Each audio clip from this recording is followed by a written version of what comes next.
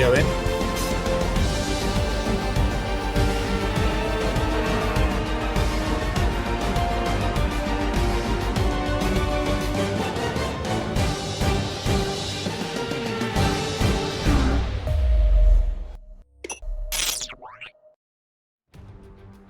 Good morning, good afternoon, good evening, and wherever you're watching in the world, welcome along to F1 Esports Series Challenges. Here tonight, we get to decide the final 6 drivers that'll buy their way into that final Pro Exhibition places. We start tonight at the United States Grand Prix, then taking you later on to Abu Dhabi under the floodlights for the fireworks to set off for our final 6 drivers. And of course, we couldn't have F1 Esports Series Challenges without our very own Mr. Justin Sutton. Justin, how are you tonight? I am excited. I'm also sad that it's coming to an end, but mostly I'm just excited.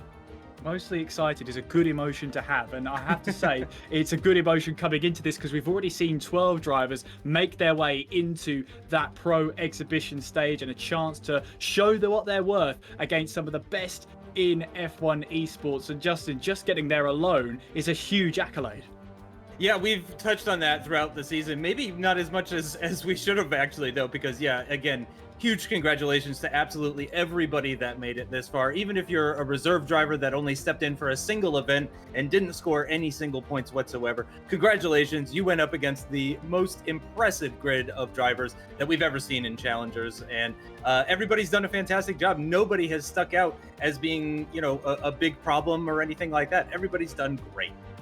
Really have, and the 12 we've had so far looking really good to see what they can do out there. We've still got 6 more to decide, and the championship is looking pretty pretty one-sided anyway, and in favor of Alessio Di Capua. No surprises there. He's had 4 race wins this season. It's a dominant performance so far. He's got 2 more races left. He could wrap up the series in the next race alone.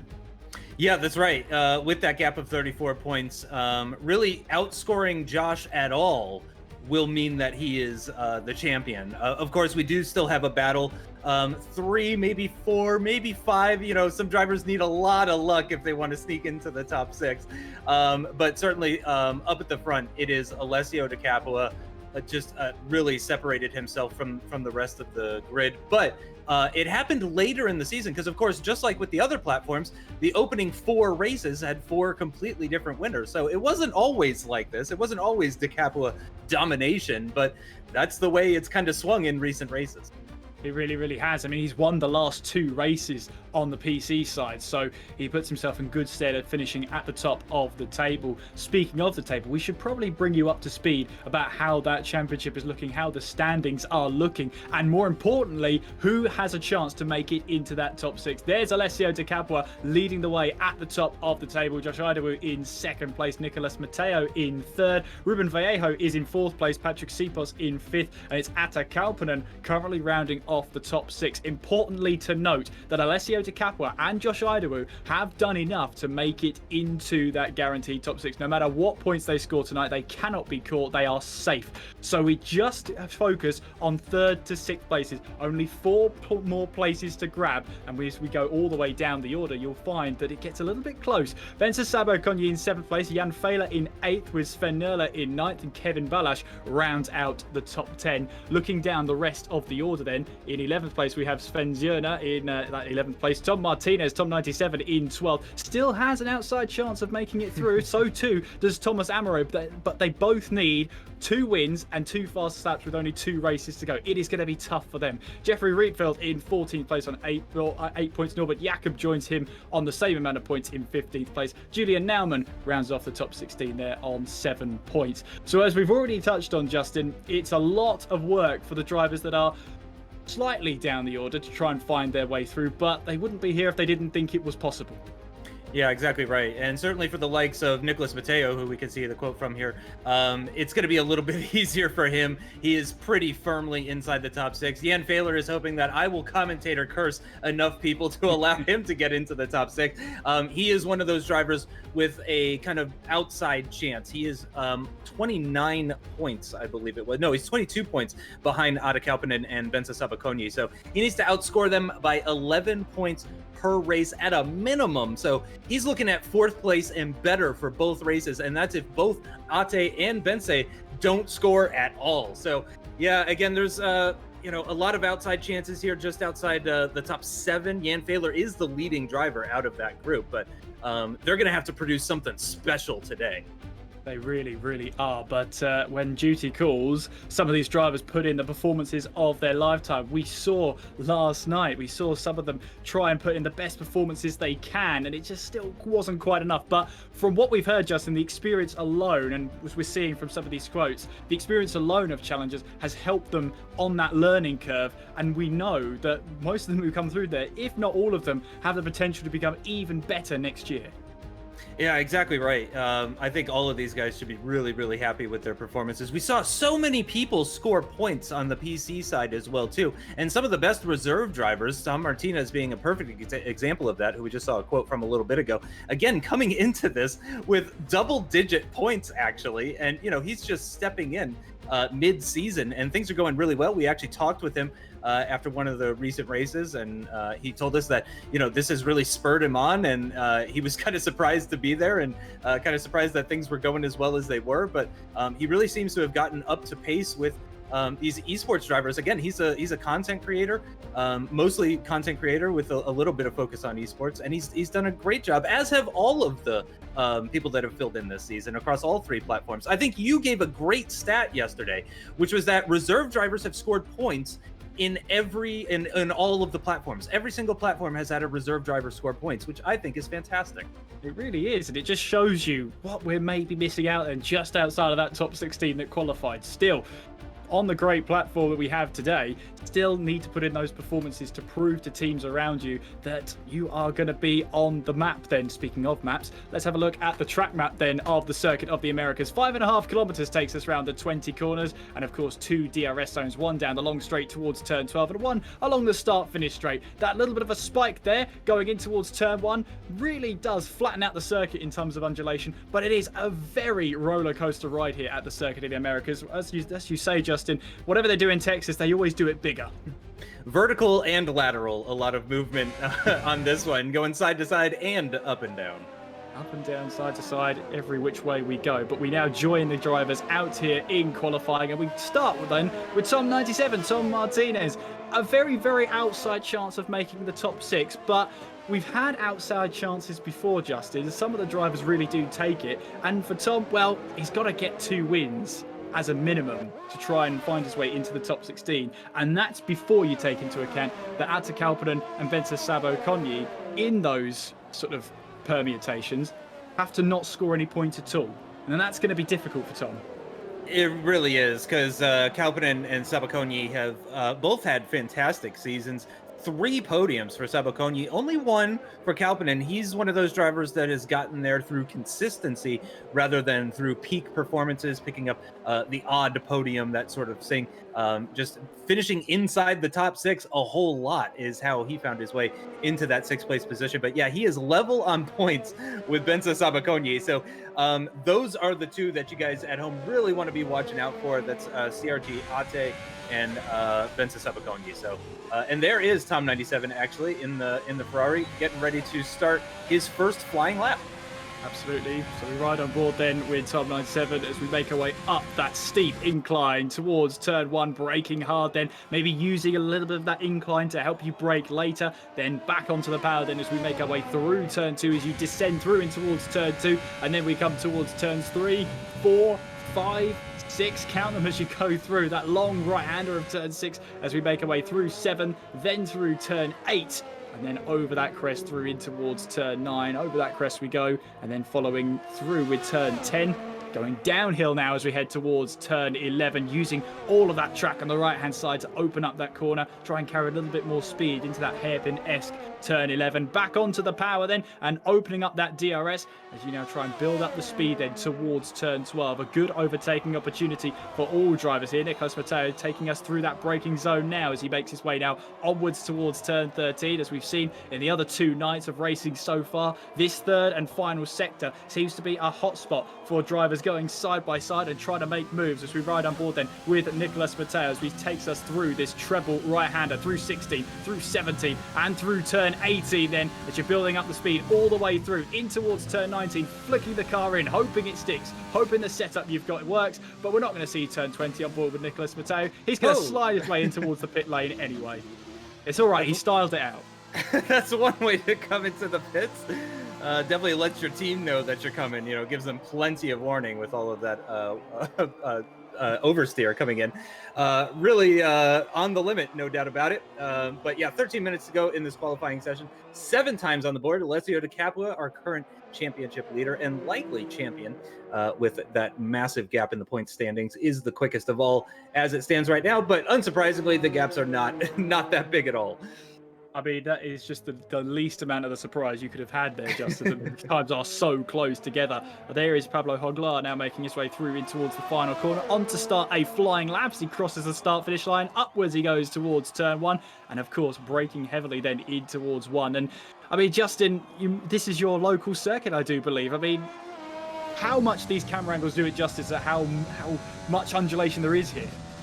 Well, you never quite get it with the same with the live shots. When you watch the U.S. Grand Prix on television, same sort of thing. You just really don't get the full sense of scale because, yeah, when you are actually at the top of turn 1 and looking down, you can really get a sense of just how high up you are and how high the cars have to climb in order to get into that braking zone.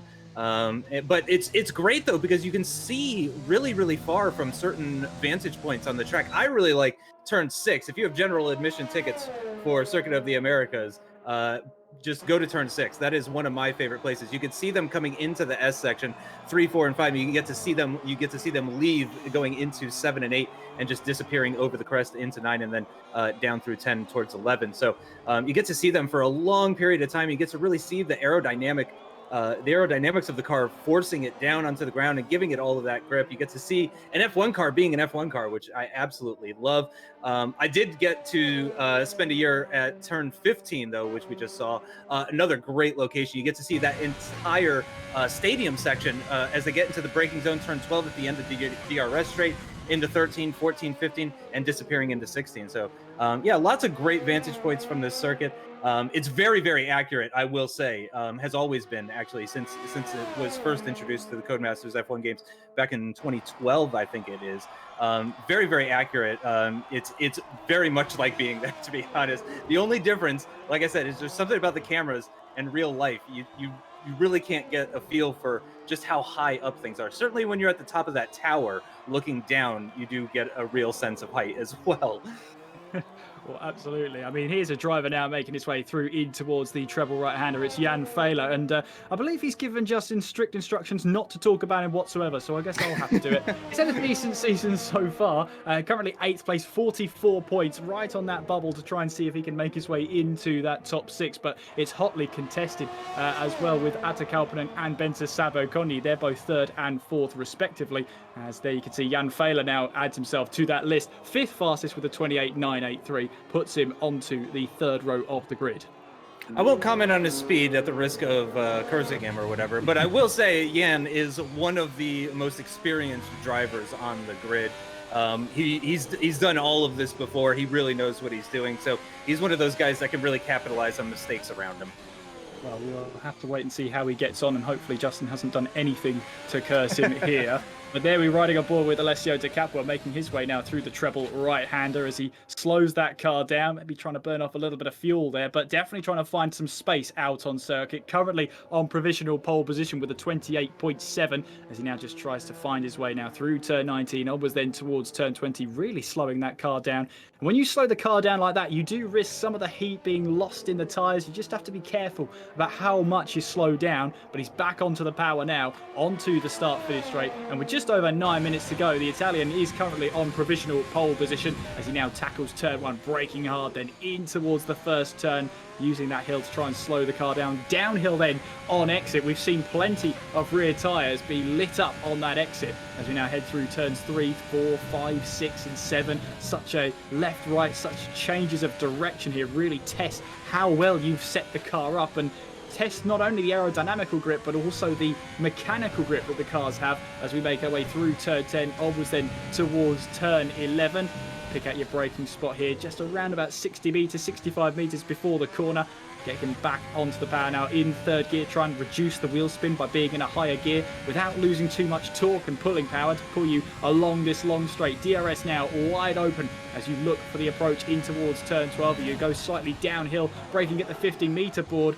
Trying to get the car turned in, a little bit of trail braking going on as well into 12, then in towards turn 13, making sure you pick up the apex there, back onto the power, fifth gear through turn 14, now in towards turn 15, using a bit of curb as well to try and open up the corner, but also to put the power down earlier out of turn 15, through the treble right-hander of 16, through 17, and then through turn 18, followed by the two left-handers, the penultimate corner of turn 19. Careful on the exit here, you can easily invalidate your lap time there, and I think that's exactly what's happened to Capua there. Just took too much curb on turn 19 and invalidated his lap. Yep, that was really good timing, actually. It's your turn to commentator curse someone. As you mentioned, he gets I'm pretty sure you're exactly right. He just went a little too far, invalidated his lap time. But his nearest rival in this qualifying session, the only other driver to dip into the 128.7 so far, Josh Idawu, is in his Mercedes out on track and on for a quick lap. At the moment, I don't have the sector time, so I didn't see if that was purple. I missed that. But yeah, it's certainly looking very tidy for him at the moment. He's just getting into turn 11, and now he's got the DRS straight. A little bit of a dip down here in recent years as the track kind of sinks in certain places, and then you climb back up a little bit to sort of the elevation that it was at in the earlier years. And yeah, he's going to move all the way to the right-hand side. We've seen absolutely every single driver doing this right off the circuit, keeping one wheel on the track, making sure not to invalidate the lap time.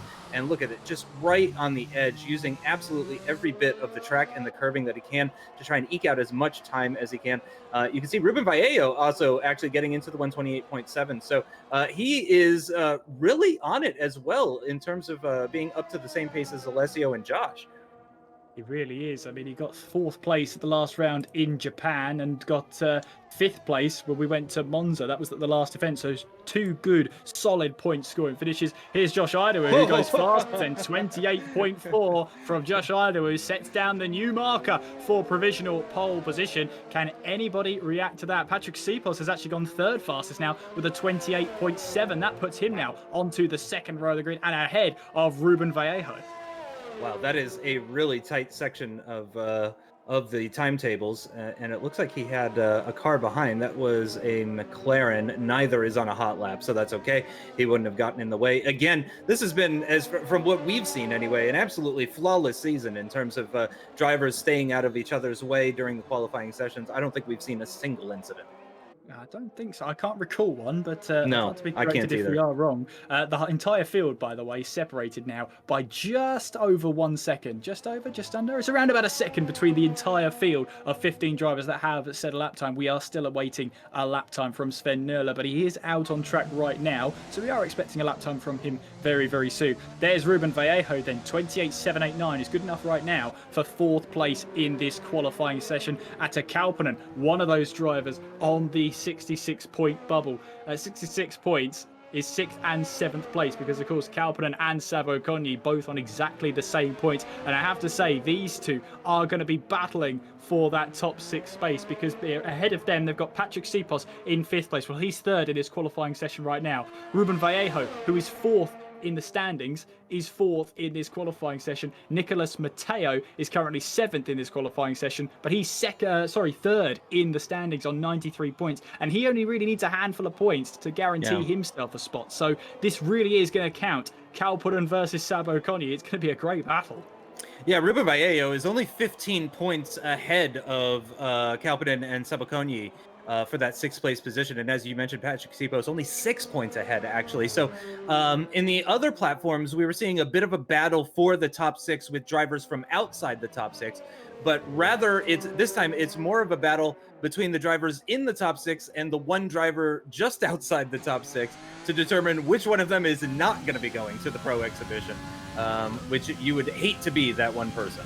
There he is, Nicholas Mateo, then making his way now down the long back straight towards turn 12. Again, using plenty of curb on the right-hand side to open up the corner. You can see they're running a little bit wide on the exit of turn 12. Normally, you can tell from a driver's reaction there if the lap is still valid. It looks like it's still valid as he now makes his way in towards turn 15, then trying to pick up the apex there. Maybe slightly too deep in towards the corner as we now make our way through the treble right-hander. He is short shifting, so that to me implies that he's going to back out of this lap. And yeah, turn 15, just missed the apex very slightly there.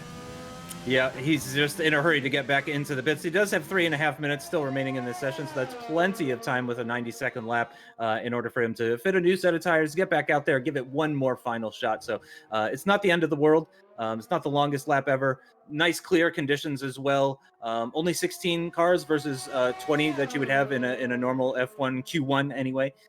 So yeah, it's pretty low stress in that term. So yeah, he could get back out there. It's not over for him just yet. Yeah, we've only got about 3 cars out on track at the moment as everybody else is in the pits. We've got Julian Naumann, who's what it looks like he's on a flying lap. Currently 13th fastest with a 29.3 as he now approaches turn 15. Getting the power down here. We've seen plenty of tyres spinning up on the exit of 15 as we now head through the treble right-hander. Emerges, comes Naumann as he makes his way through. Now in towards turn 19. And then making sure you size it up then for the pit lane, not for turn 20. So there we go. Then Naumann coming back into the pits. 29.3 is his fastest so far. It's going to be a tight turnaround to get that car back on track. Worth pointing out, by the way, just for the uninitiated, you can gain a lot of time by really attacking the pit lane. You know, you can sometimes find a second over other cars, and you know that might be 10 laps of fast driving to make up a second. So yeah, it's not necessarily such a bad thing to have one last final dive into the pits before the race, but I don't know if he's going to be able to get back out because now we are into that crunch zone where it's like if you're not already out, you better get out really quick. Yeah, and we're talking about, well, at least 90 seconds out lap. That's not taking into account of any traffic management. That's not taking into account of any burning off of the fuel, any tire warming that the drivers need to do. And you can corner cut, but it doesn't save you a ton here at Circuit of the Americas. Not really, not in the grand scheme of things. And also your tires, you have to take a bit of care with those because you'll get a bit of rubbish and dirt on the tires. Yep. There's Kevin Balash, meanwhile, who has returned. He's rejoined us. He's got his hardware fixed, he's back out on circuit, and he wants to make sure he secures a place in this top 10. It's been a tough season for Kevin, but fair play to him. He wants to see out this season. Yeah, great to see. We always like when people continue to fight, and yeah, it's always great to see a driver coming back after a difficult issue like that. We have seen our fair share of hardware issues throughout the course of this season, but you know that's the kind of thing that you expect to happen in esports. Of course, in real motorsport, you have probably a lot more things that can go wrong, in fact, than you can in esports. But yeah, it seems like that's been the real problem for the drivers this season. Thankfully, it hasn't affected too many people, and I want to say just about every platform has been affected pretty equally. It really has, as we've seen some great racing over the past 5 months. Of course, we started all the way back in December, fresh-faced and ready to see these talents on display. And we certainly have been treated to some fantastic racing over the last 5 months on all 3 platforms. There's Patrick Seepos then making his way through turn 19. He's got a car ahead of him, just making sure he can get the gap he needs to make sure he can try and get a lap in with a bit of clear air. Riding on board then with Patrick Seepos as he crosses the line to start his final flying lap of this qualifying session as he makes his way now up the hill we go towards turn 1, braking hard then making your way now in towards the first left-hander, then going down the hill, then watching the wheel spin on the exit. We make our way through then this high-speed S section. Watch the change of direction here as the wheels flicks from left to right to left to right. It's a long right-hander at turn 6. Then we go through turn 7. You then start going up the hill through turn 8, still climbing through turn 9 before you reach the peak, and then go down the hill through turn 10 and onwards then towards turn 11. Pick out your braking spot here. This is a really important braking zone here because you want to set yourself up for this long straight. Building up through the revs now, going up the gears. DRS now wide open. as he now makes his way down the long back straight. This is your real chance of a rest here, but you've now got to try and pick out your braking point for turn 12. Braking hard then, down the gears then as Baena goes third fastest and takes the checkered flag, the first driver to do so, 28.7. Still running on board then with Patrick Sipos. He's 2/10 quicker than his own personal best. It's currently good enough for second place in the standings right now. Can he find some time in the third sector? Now making his way through that long right-hander, the treble right-hander. Flat out through here in qualifying trim for sure, as we now make our way through turn 19. Onwards we go then towards turn 20. What will this lap time do for Sipos? Where will this place him in the standings as he makes his way towards the start-finish line? Second fastest for Sipos, 28.4 then from Sipos. How about Josh Idawu, who's making his way now through the treble right-hander? Sabo Konyi in 4th place, Ruben Vallejo in 6th, Norbert Jakob now in 8th place with Nicolas Mateo down to 10th place, Pablo Hoglar in 14th. Here comes Josh Idawu then around the final corner and onwards towards the start-finish straight. Goes even quicker, 28.326. Can De Capua catch him? No, he can't. 28.463, a thousandth of a second separates himself and Patrick Sipos there, with Atta Kauppinen up into 4th place. We've got Kevin Balash then, who abandons his lap time, but I think Sven Nurler's just coming around the final corner. Can he improve on 13th place? He crosses the line. No, stays P13. 29.027 is his best lap time. And as all the cars cross the line, then we have Josh Idawu on pole position for the United States Grand Prix. I saw identical sector 2 times from Josh Idawu and Alessio De Capua. That was impressive stuff from Josh.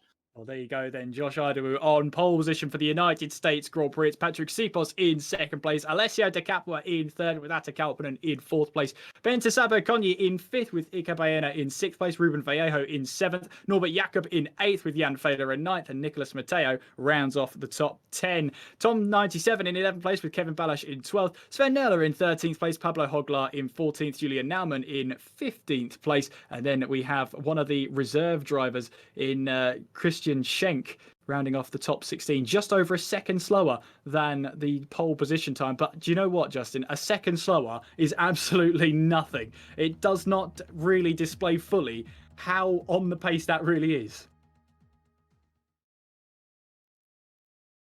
We make our way now in towards this race session. And of course, we've got plenty to talk about, plenty to watch, plenty to keep our eyes on as well, as we start making our way on towards this race session.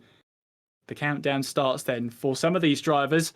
This is their last chance to get some serious points on the board and to try and get themselves a place into that top 6. Watch out for that battle between Atta Kauppinen and Bense Sabo Konyi. They'll be battling for that last position there to get into the top 6. Jan Fehler's also one to watch as well. He wants to get as many points as possible in order to get himself up the table. Sven Nurler has an outside chance, so too does Kevin Balash. All drivers worth watching as we now make our way towards the United States Grand Prix here on PC as we count up to signal the start of the race. It is 5 red lights.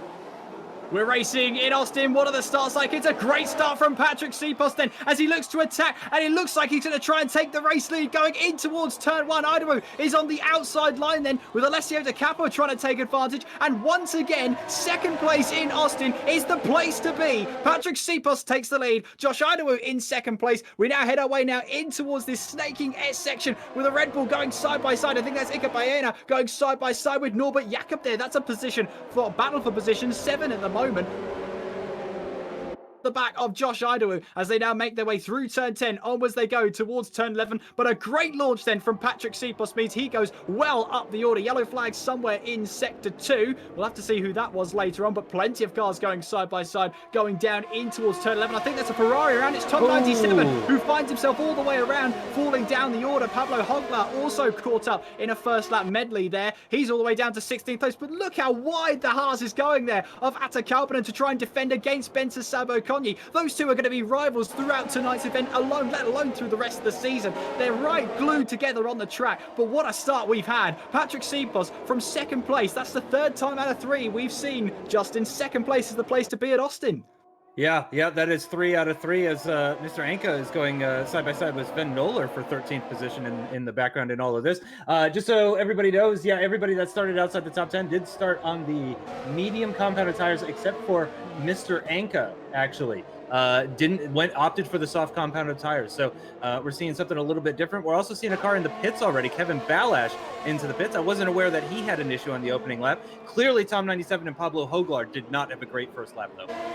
Did see Tom 97 just slightly around, just in the distance of the camera shot we were seeing at turn 11. So clearly something happened there. He's down to 14th place, but Kevin Balash and Pablo Hoglar into the pit lane. I actually did think I saw there Pablo Hoglar leave the session, so hopefully he'll be able to return. We'll have to wait and see, keep an eye on him as we go through the session. But a great start from Patrick Sipos. He looks really on it tonight. He wants this race win. Yeah, looking extremely quick, looking very confident. He's got Josh behind him at the moment, Alessio not that far behind. And then you've got that battle for the 6th place position in the championship between Ada Kauppinen and Benza Sabakoni. They're in 4th and 5th positions respectively. So no DRS just yet. Obviously, it's only lap 2, so we'll see how things change in a lap's time.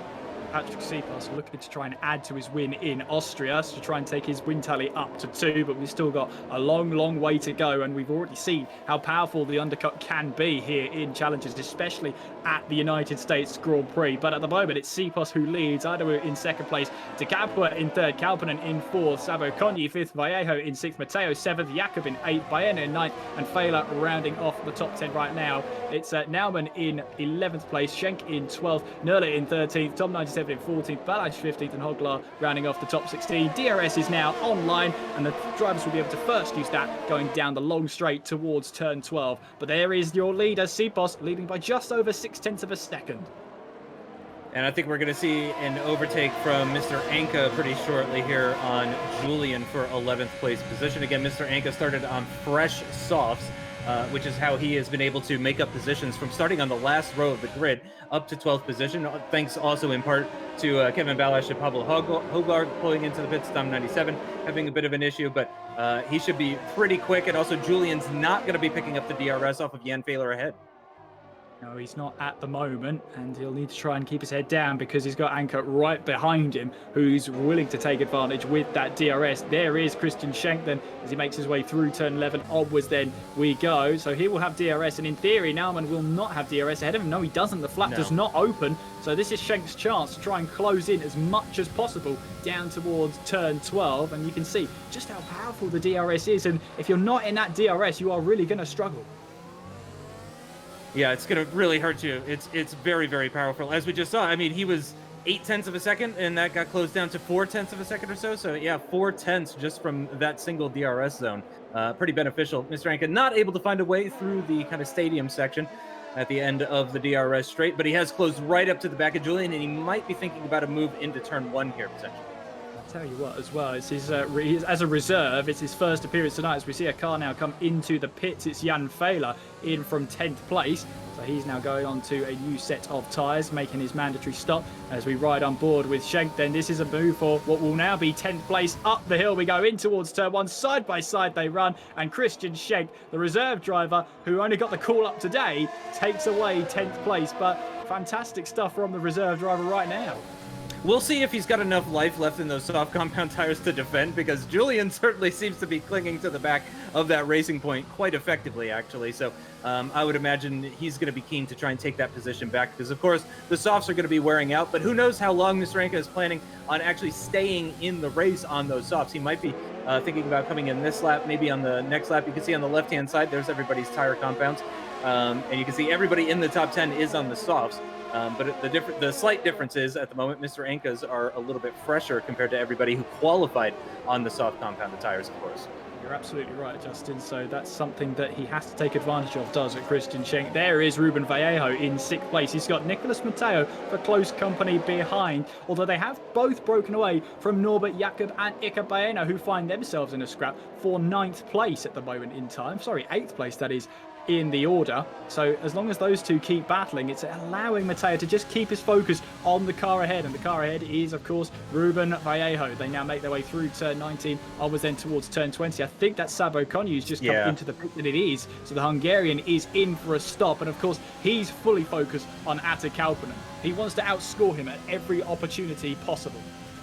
That's an interesting call from Sabo Konju. I think I agree with that. Ruben Vallejo goes a little bit deep into turn 1. That's just going to make him look like a very appetizing meal for Nicholas Matteo, especially now that he's not going to be picking up the DRS on this lap. So Matteo might be thinking about an overtake just before coming into the pits. I would expect a lot of the remaining soft runners, certainly at least half of the top 6 I would expect to come into the pits on this lap. We've heard before, though, that this season in particular, it's been really, really important for the drivers to try and pit on a lap where not many other people are pitting. So that could be what these guys are looking for. It could be indeed as we enter lap number 5 of this race. Sipos still leads them from Ido in second place and De Capua in third, Kauppinen in fourth, Vallejo in fifth, and Matteo rounding up the top 6 right now. As Justin, what have you got? Ooh, actually, yeah, I was going to say Kauppinen and De Capua obviously share a pit box, being in the 2 Haas's. So that might be a huge problem for Kauppinen if De Capua decides to come into the pits this lap.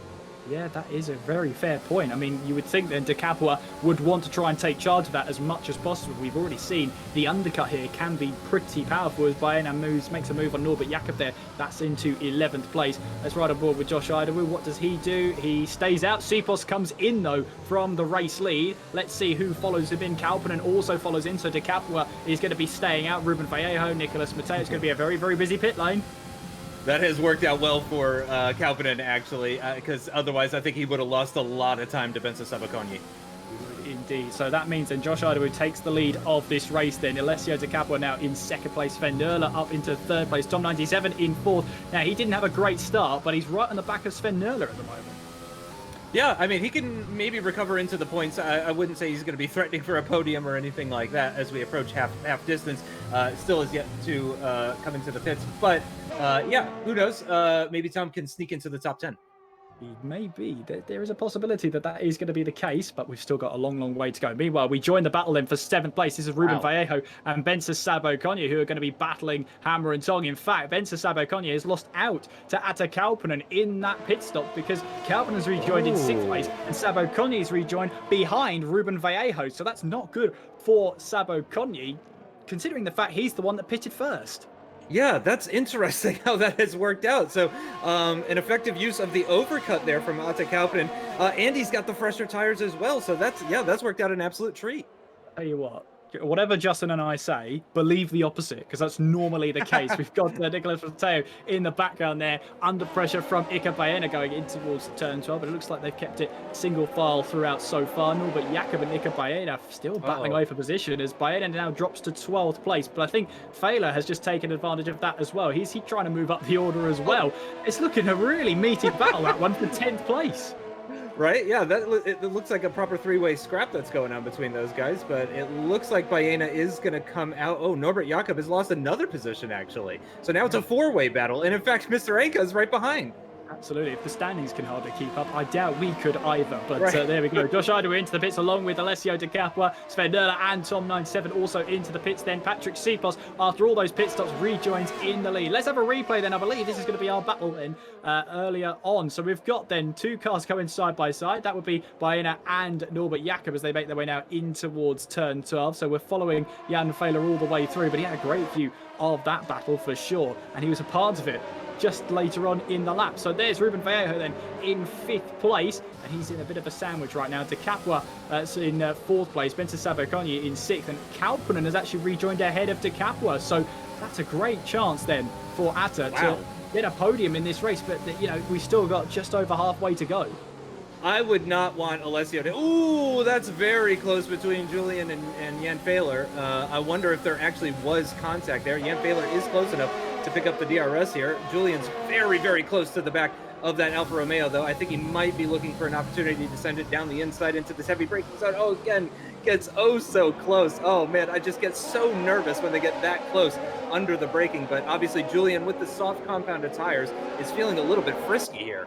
It really is. He's trying to make them too good use. Up the inside in towards turn 15, then tries to take that line away, which he does, and gets the move done. Norbert Jakob now trying to go around the outside of the treble right-hander on Jan Fehler. Very, very tight margins here. Oh, a little bit of contact on the exit of 18 there, but both of them facing the right way afterwards. Jan Fehler holding on to 10th place. Only just, though, really on the limit between the two of them side by side through the triple right-hander as we start lap number 8 of this race, the penultimate race of F1 Esports 2021 Challengers. And yeah, it's getting really, really tight here for this this 8th place position. This is a battle that goes all the way down to Tom 97, actually. Yeah, it's great to see him back into this race. He had that little bit of a half spin on the exit of turn 11. It's great to see him now back and fighting amongst the point scorers, that is for sure. He's had a great run recently. Before this race, 3 out of the 4 races he started in Challengers were point scoring finishes. Yeah, great results for Tom 97, and honestly, I wouldn't count him out. Oh, Mr. Anka is right behind the car that we're on board with. That was less than a tenth of a second. In fact, he's got Sven Noller going side by side with him behind us. There it is, as they come onto the DRS straight, and now it's going to be about who can slot in behind Norbert Jakob to pick up that slipstream, because they're going to have a bit of an advantage as they accelerate down. Look at that, 2 side-by-side moments. Tom 97 is possibly going to take 13th position around the outside into turn 12, makes a little bit of contact with Mr. Anka, who ends up dropping to 14th there.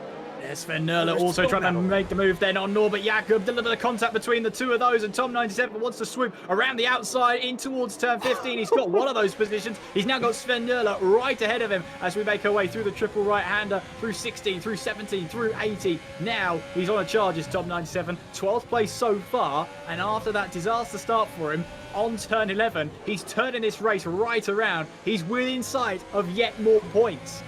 And just for the viewers at home, Tom, Sven, and Julian are the soft runners at the moment, which is why we're seeing them making these really, really interesting moves at the moment.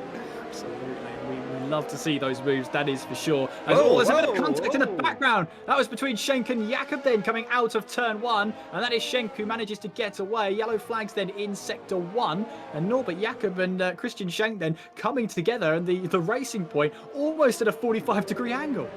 Yeah, that was a bit of a scary moment. We kind of just saw it in the backup shot there, but it looks like both drivers are still pointing in the right direction. They might be missing a little bit of front wing because that's the most delicate piece of the car. That's the most likely thing to get damaged if they have any sort of contact. But it looks like a little bit up the road, actually way up the road here, the battle for the lead starting to develop. Indeed, as we see, Patrick Stepos has been closed in by Josh Idawu then as we make our way through in towards 14, now into the heavy braking zone of turn 15 as Atta Kalpanen also in 3rd place, De Capua in 4th, Ruben Vallejo in 5th place. Then it's a bit of a gap then back to Bensa Sabo Konyi. Let's have another look at this then. So we're going to see Christian Schenk then try and move up the inside of Norbert Jakob going in towards turn 1. So how did this result in the racing point going almost a 45-degree angle? Well, the two of them just locked together. And it was Christian Schenk struggled to get off the line then at the exit of turn 1, struggled to put the power down. You saw the back end squirming on him, and then it just looked like then that Christian Schenk tried to close the door. Norbert Jakob still had a front wing there, and they just come together. Yeah, it was really, it was a fine margin in terms of being ahead and not being ahead, and I think that's kind of what caused them to make a little bit of contact. Boy, look at what's going on! I just saw Iker Baena and Sven Noller trade positions, as well as Tom 97 and Jan Fehler trading positions as well too. And there again, you can see on the left-hand side who's running those soft compound tires. Pablo Hoglar obviously is listed, but again, he's disconnected at the moment, so that's why he's so far back, obviously not representative of his true skill. And Kevin Balash has picked up a 3-second time penalty, the one and only driver to pick up a penalty so far today. 5 to go, 4 and a bit if you're picky. It is Sipos who's leading the way. Josh Idawu in 2nd place. We've got a replay here. So this is Sven Noller on the back of Iker Baena, but behind them as well, we've got Tom 97 trying to make a move then for 11th place as we then head up the hill. Tom 97 still up there. There goes Sven Noller with a huge move down the inside. Did he get it stuck then? They were still side by side on the exit, but Iker Baena got the better exit, so Noller really tried to get that 9th place. Tom 97 in the background, meanwhile, did get the move done then on Jan Fehler. He's now up into 11th place. That was wild from Tom, too. It looked like he was already making the overtake coming out of the final corner, which is, again, you know, we've said this before, not an overtaking location whatsoever. And he now finds himself less than 3/10 behind a points-paying position after that difficult start as a reserve driver.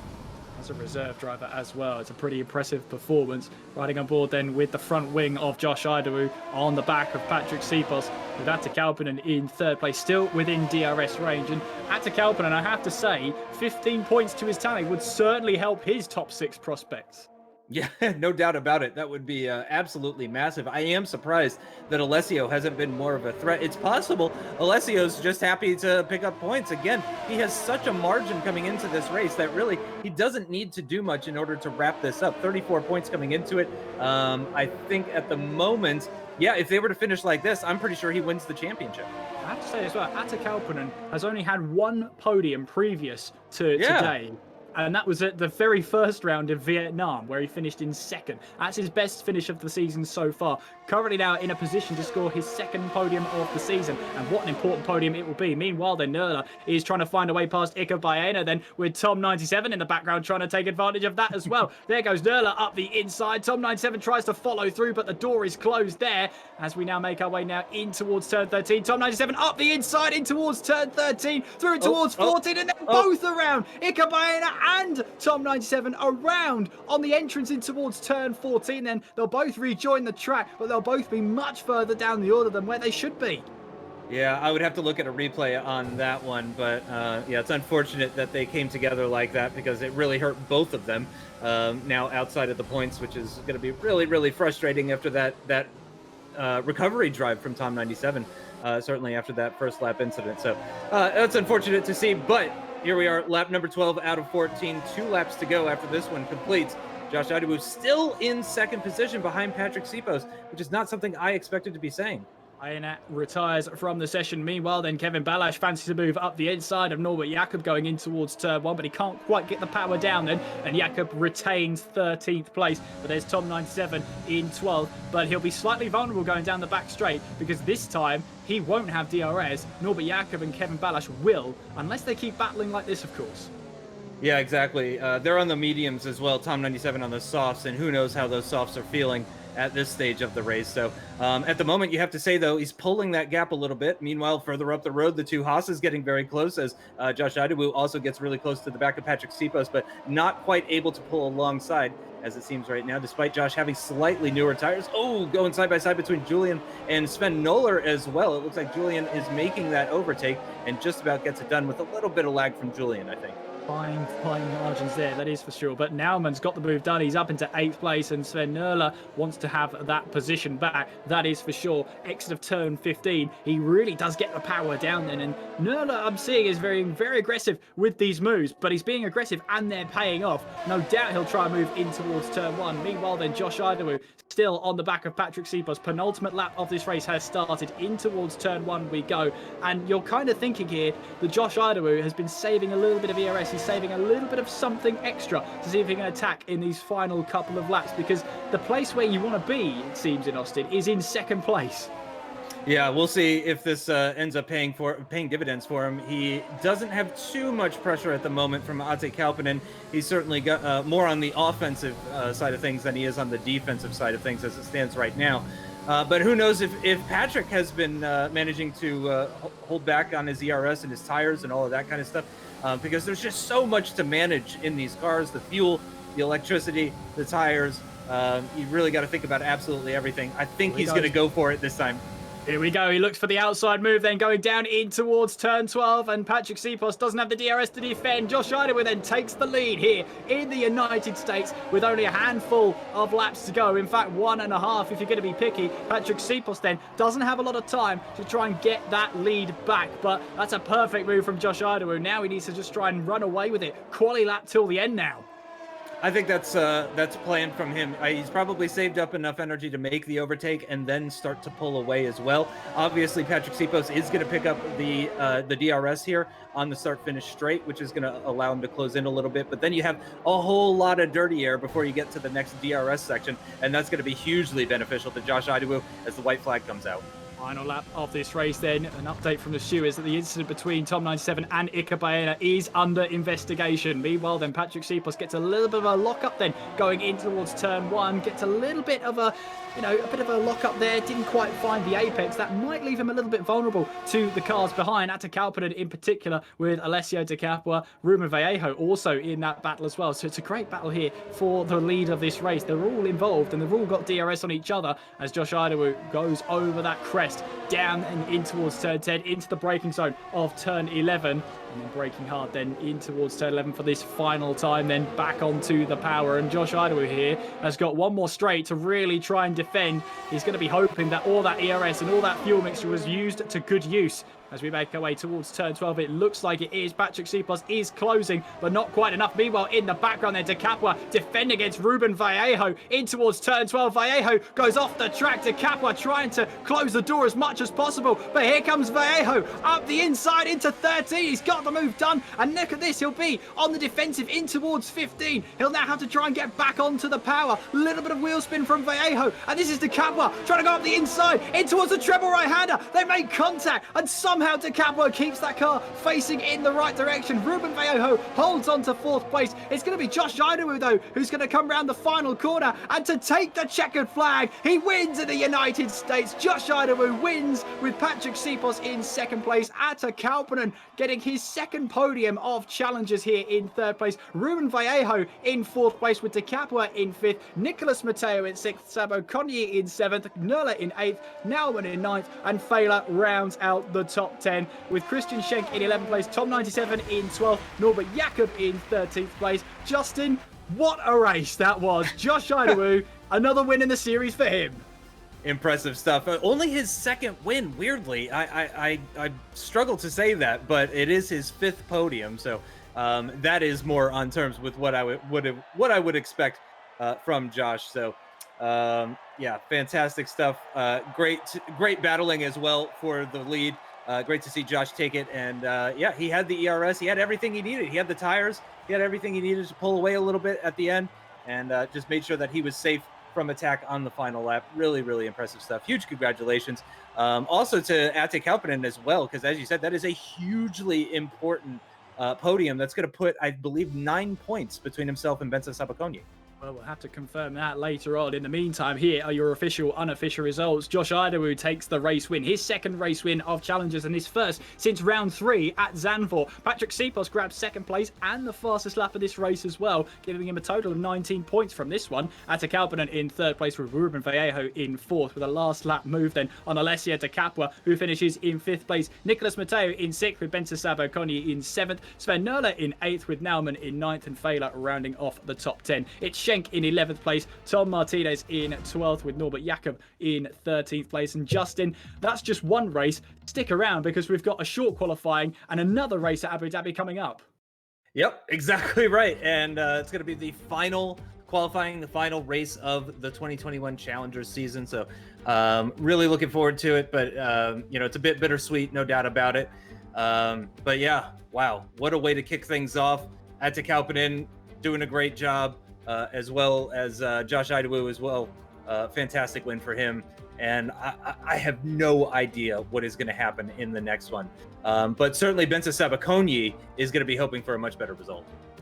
Yeah, he will be indeed, and he'll be a bit frustrated about that one. I mean, he pitted earlier than Kalpinen did, and in that battle for that top 6 position, we thought, going through all these races that we've had so far at the United States, the undercut seemed to have worked, but this time not for Sabakonyi. Yeah, he must have caught some traffic in the pit lane or out on track. Maybe he pitted behind somebody with some old tires and just wasn't able to make use of the fresh rubber. We can only speculate on that one, but it's really unfortunate because, yeah, he's not just behind. He's quite a ways behind. The difference between 3rd and 7th. And again, 7th is only 6 points, 3rd is 15. So yeah, that would be a 9-point deficit that he needs to overcome. So Sabakonyi needs a minimum, if that's correct, and these are unofficial results obviously, but if that's correct, he needs a minimum of 5th position, and he needs Atta Kalpinen to finish outside of the points if he finishes in 5th. Yeah, we'll try and get the points for you when we get them, of course. As Justin and I have figured out, I think from Tuesday, that the two of us doing maths isn't great viewing. Although it's funny, it's not great viewing for you. We'll rather have the official figures when they come to us. But let's talk about that United States Grand Prix, because once again, 3 out of 3, Justin, that second place was the place to be on the starting grid. Yeah, really surprising on that one. I expected somebody would break the trend on that one, but no. Yeah, second position really did seem to be the place to be. I don't know if that's a known thing amongst the drivers. Certainly, we're not drivers, so I mean, we're certainly not top of the line league racers or anything like that, so we wouldn't know that. So yeah, it's a bit of a strange one, but of course, Josh had the opportunity to take that lead back. And he did it really, really well. We've seen at some points during this week, other people struggle to make the overtake at Circuit of the Americas, but Josh seemed to have things under control. He really, really did. And it seemed like that was a planned move in towards turn 12 on the penultimate lap, and just to try and pull away as much as possible. So purely to his own script, I would say there. Yeah, it felt really, really planned out. Like that's exactly what he was. In fact, it may even be that he was expecting to lose the lead and that he was going to be in second position coming out of turn 1. And that was his plan all along since before the lights even went out. Well, if that was his plan, that was a really good plan because it worked. That's the most important thing. That's his second race win of the season. And, you know, it didn't make it look easy, that's for sure. I mean, we have to say, Patrick Sipos has been incredible in that race. I mean, he's been pretty consistent all the way through. No doubt about that, because he's 5th in the standings before tonight's race. I mean, that was an impressive second place and fastest lap of the race too. Yeah, coming into this, Patrick was one of only 5 drivers to pick up a race win so far. So it was a bit strange, sort of, seeing him down in 5th position heading into the final event and possibly being in danger of being knocked out. I would imagine with that second place position that he's going to be feeling quite comfortable about making the top 6. He may even be completely safe at this point. Again, math. So we don't know for sure, but yeah, that was, you know, what a time for Patrick Sipos to come alive. That was an incredible qualifying, an incredible race, and he got a lot of points, which is exactly what he needs heading into Abu Dhabi. Yeah, and maybe it's a chance for him to just sort of relax a little bit, although these drivers never relax. Even if they've got a good enough points advantage, they're never going to relax. They're always going to put the maximum effort in. Talking of the maximum effort, Sven Nurler, he looked aggressive. He looked on the charge, and I think with those some of those overtakes, I mean, you could make a highlight reel out of that alone. Yeah, exactly. Just from the soft runners, Sven Nöller, Julian, Tom 97, yeah, the cars that ended the race on the softs were putting on a heck of a show for us, and I really, really enjoyed that one. In the end, there was a bit of a gap. It was about 8 seconds, in fact, between the top 7 and Sven Nöller in eighth position. So it wasn't that close with the rest of the grid, but considering he started in 13th, that's 5 positions gained on that alternate strategy. So huge congratulations to him. As well as that, we have to talk about that last lap move for 4th place. Ruben Vallejo getting the move done on Alessio Di Capua. They made contact going through the treble right-hander, and I'm still trying to figure out how Di Capua didn't have the car spin on him. Yeah, that was pretty intense stuff. So really intense battling, actually, towards the end of that race, all throughout the field. Going all the way down to outside of the points as well. So yeah, that was an exciting one. Really, really enjoyed that. Again, I love seeing the battles at 16, 17, and 18. It looks so fantastic seeing the cars go side by side through that area with that gorgeous runoff area with the tower right next to it as well. Just putting so much load as well into the left side of the car. You can really see the cars leaning through those corners, which I just absolutely love. Yeah, it's a great sight to see. And that third sector just seems to have been built for that overtaking. We've mentioned before, going into these nights, Justin, that Sector 3 seems to be the place to be if you want to run side by side with another driver. Yeah, it's been pretty crazy. Some very different lines and stuff like that as well too. Some very aggressive defending, aggressive overtaking as well too. Yeah, we saw in qualifying certainly that there was definitely one fast line through 15, and that was very, very wide. But when the fast line forces you to go that wide, then that opens up a lot of opportunities up the inside. We saw Alessio Di Capua and Ruben Vallejo, some really, really tight defense to the inside as well too, to prevent it, because it's difficult to go around the outside there. But yeah, if you could get the inside line certainly going into 16, that is massively helpful, because yeah, it's 3 right-handers in a row. and it's pretty high speed as well. So if you could get that inside line coming out of 15 for 16, massively beneficial. And it seemed it as well with some of the drivers that were taking that line. It looked like it was really helping them out in the long run. And, well, we have to say Jan Fehler, well, I don't think you've commentator cursed him just yet, Justin, but he finished in the top 10. Yep. He finished in the points, but I'm sure he would have been hoping for something better than that coming in 8th position. That may, in fact, be him out of it, potentially. Because Benson Sabakonyi and Ati Kapanen and Patrick Sipos all scored pretty well. So I think Jan Fehler might be out of it. But on the bright side, looking on the bright side, I always like to look on the bright side, that is a lot of pressure off of his shoulders. He no longer has to win the race. He can just go out there and do his best. He can indeed, and sometimes when that pressure isn't on the driver, sometimes that unlocks the best out of them as well. So maybe we'll wait and see what happens in Abu Dhabi. A couple of other drivers we need to talk about as well. Nicholas Matteo seemed to have a little bit of a quiet race this time around, but normally when you have a quiet race and we don't see much of you and you still get a strong points finish, it does mean that you've done a decent job. Yeah, as you say, probably a little bit. I mean, he came into this having finished on the podium 50% of the races. So 6th position for Nicholas Matteo isn't terrible, and for all we know, it's a track that he really doesn't get along well with. Certainly, I saw Tom97 tweet before the races today talking about how he just really does not go well at Circuit of the Americas.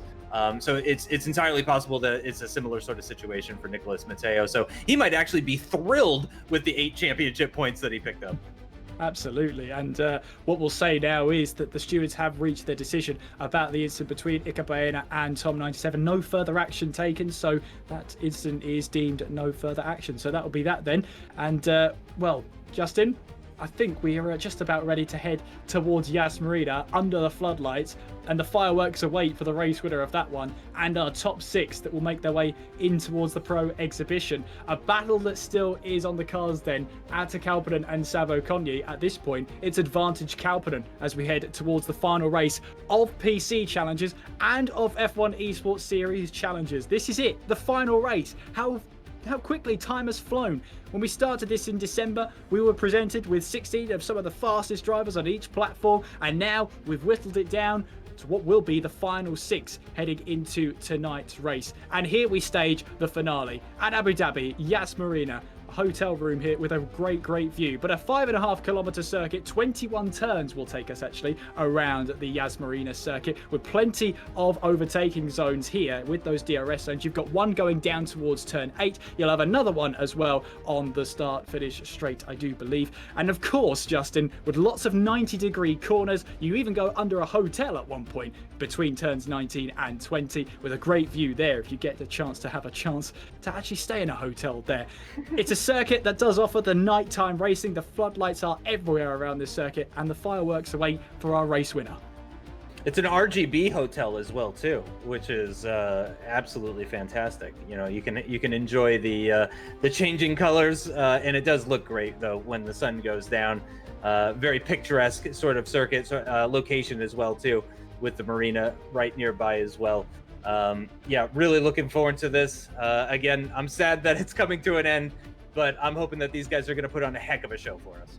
And I know they will. They're the challengers, of course they will. As we're getting ready then, it's one-shot qualifying here at Yas Marina as we now make our way on towards the track, then get ready for that standing shake-up on the left-hand side. We'll have a good chance of seeing who might be on top, but we won't know until the first car crosses the line who will be on pole position then. Justin, very quickly, who's your pick?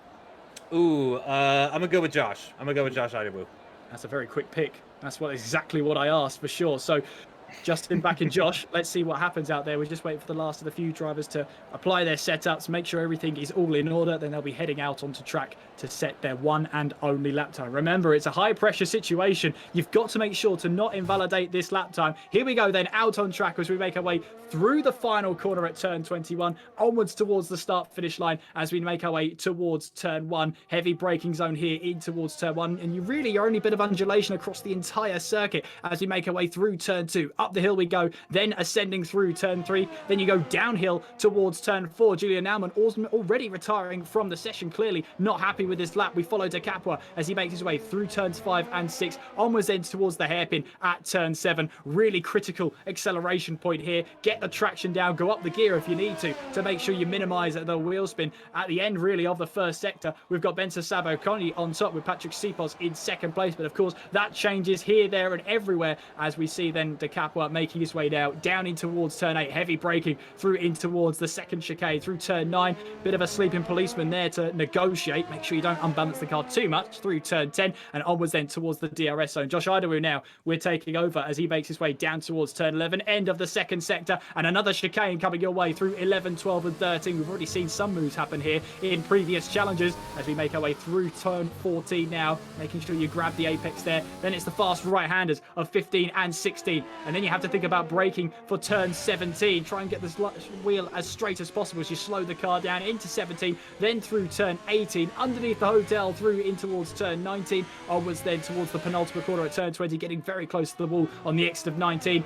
Flicking the car in towards turn 20, hoping it sticks then. Lighting up the rear tyres is De Capua, making his way around the final corner. Who's on pole position? It's going to be Patrick Sipos who grabs pole position in Abu Dhabi here. A great lap there, De Capua in second place, but it's going to be Patrick Sipos on pole position for the Abu Dhabi Grand Prix.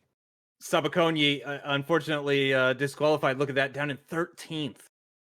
Absolutely. That's not going to help his chances whatsoever. But Patrick Sipos on pole position. How much did that little bit of wheel spin cost De Capua? He starts from second place. Josh Idawu in third place with Ruben Vallejo in fourth. Jan Fehler in fifth with Atta Kauppinen in sixth place. Nicolas Matteo in seventh. Christian Schenk, the reserve driver, in eighth place. Pablo Hoglar in ninth. And Norbert Jakob rounds out the top 10. Sven Nurle, top 97, and rounds off our legitimate lap times. Meanwhile, you've got Sabo Konyi, Baena, Kevin Balash, and Julian Naumann all having their lap times invalidated. They will be starting at the back of the grid. It's going to be difficult for Benza Saboconi, no doubt about it. Atte Kauppinen up in sixth position for the start of this race. That is going to be really, really difficult. An uphill battle, no doubt about it, for the man in the Renault. Saboconi in 13th position. He's going to have to go for an alternate strategy, and he's going to have to make a lot of overtakes. Yeah, we just got an update from the stewards then.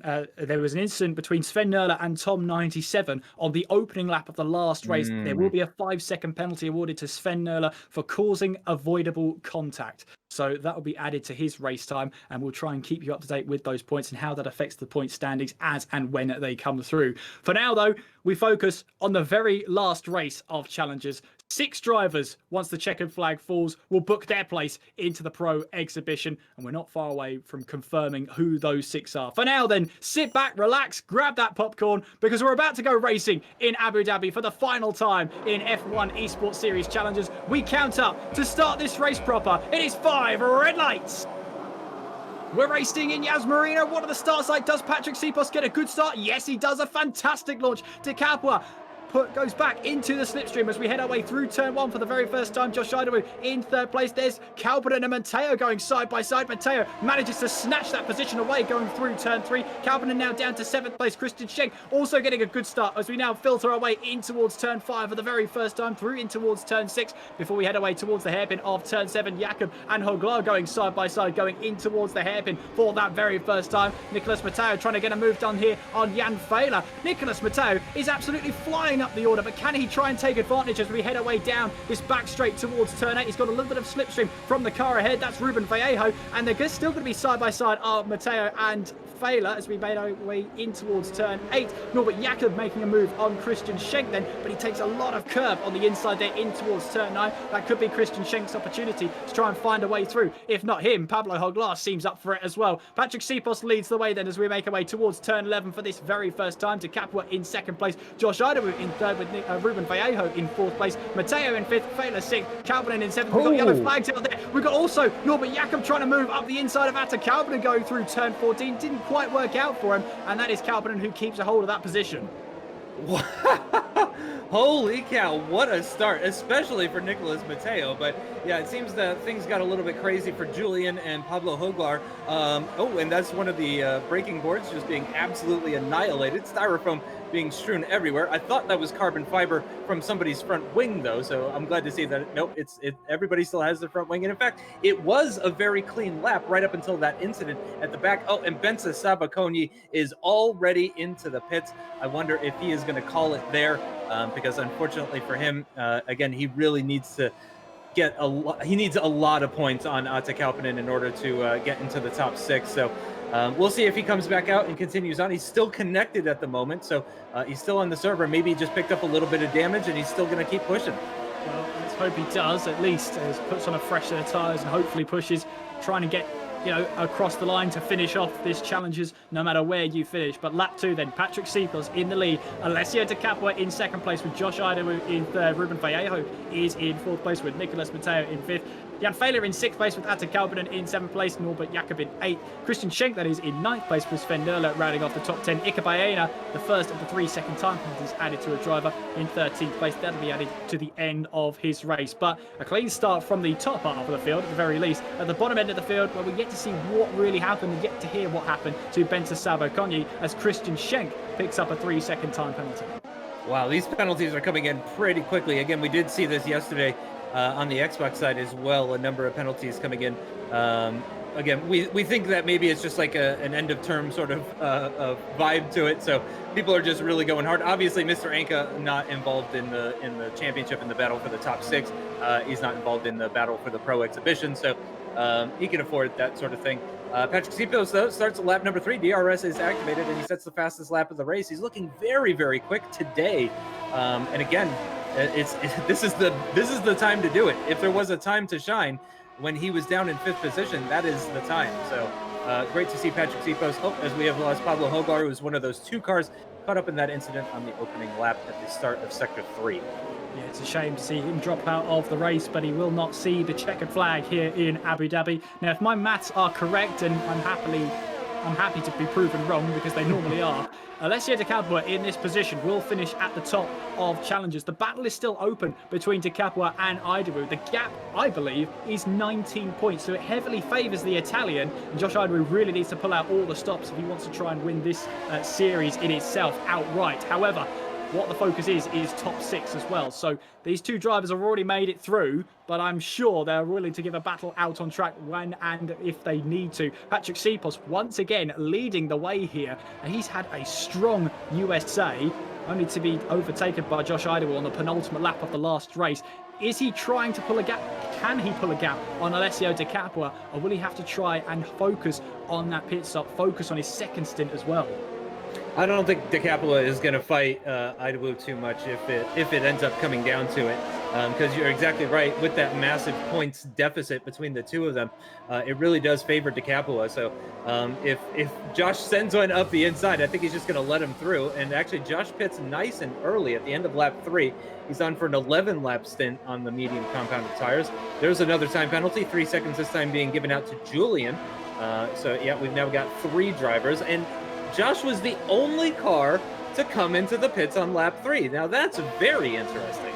Very interesting indeed. In fact, I've just had the standings as they are after 9 rounds, and the gap between the top 2 is actually 20 points. See, you can never trust my maths, ever. But the cap are on 145 with Josh Idawu on 125. Nicolas Matteo in third place on 101. Ruben Vallejo in fourth on 93. Patrick Seepos in fifth on 91. So there's a huge opportunity here. He could finish third place in the championship if things go his way. For that top 6 position, Atte Kauppinen on 81, Sabakonyi on 72. That's really the last position up for grabs here, and I have to say then Patrick Seepos might have to be a little bit careful. Well, obviously he's leading the race, so he's happy with that. We've got battles happening up and down the field then as De Capua tries to get past. Kauppinen meanwhile tries to get a move done on Jan Fehler going in towards turn 11. He's got the move done, so Kauppinen up into 5th place. He knows here that a very, very strong position and a very, very strong finish is what he needs to get his place and book his place through.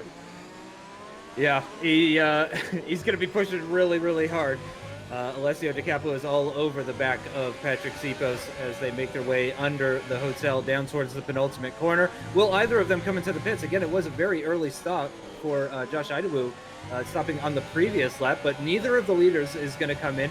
Ruben Vallejo has actually slipped outside of DRS range. He's going to opt to continue on as well. And in fact, it's not until we get all the way down to Jan Fehler before we see any drivers coming into the pits. But 3 more soft runners. Jan Fehler, the leading driver of those 3.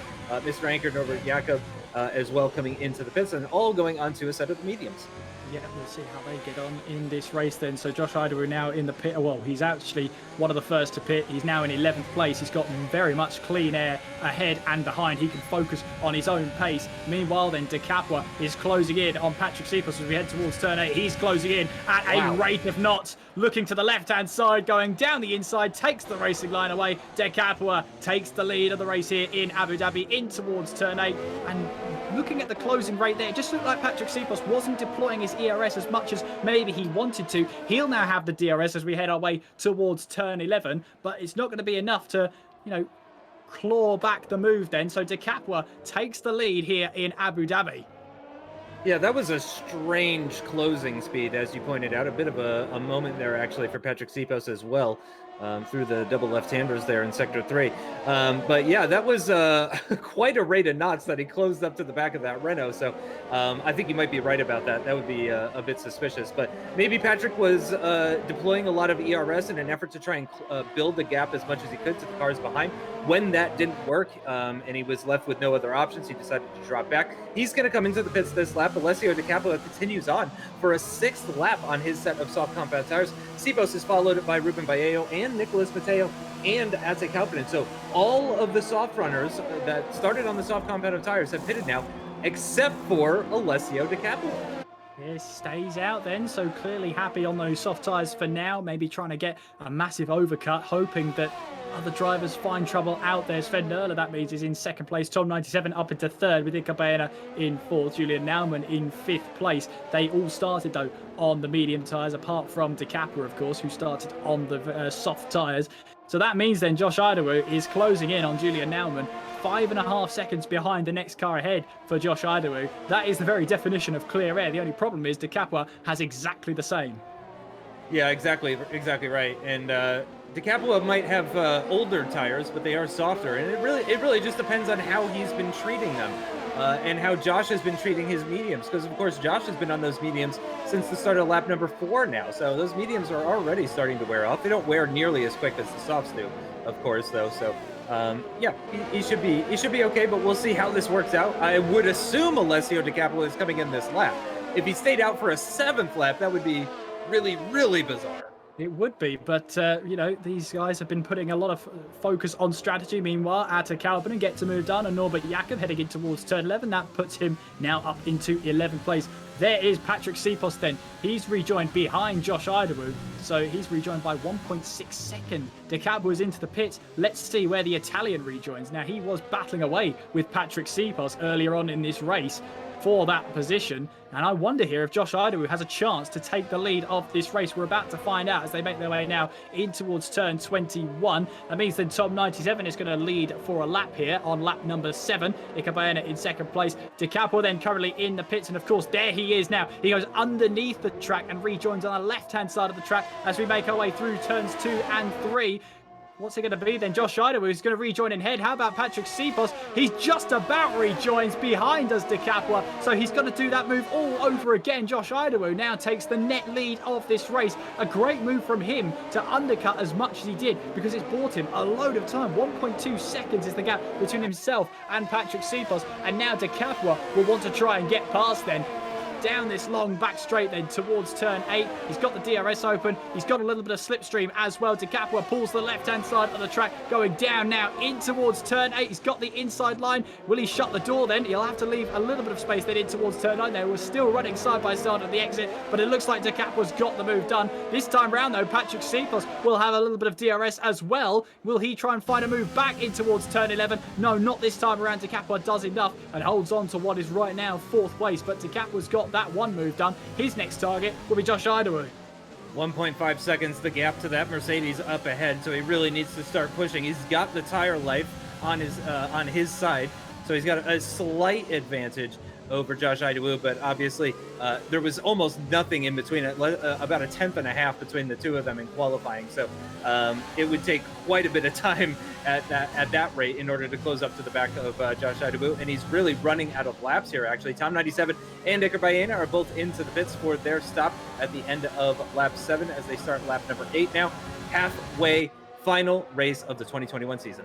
We are indeed. Josh Idowu leads the way then. Alessio Di Capua in second place. It's Patrick Sipos rounding off the top 3. But don't rule out Ruben Vallejo. He's still in that battle then and could be on for a podium if he can find a way past Patrick Sipos. As we see now, Patrick Sipos making our way now in towards that hairpin of turn 7. Nicolas Matteo then, who's rarely off the podium these days in challenges, is currently in 5th place as well. This looks like it's going to be a tasty battle for 3rd place in this race. DRS will be wide open for the Spaniard as he makes his way now down this long back straight towards turn 8.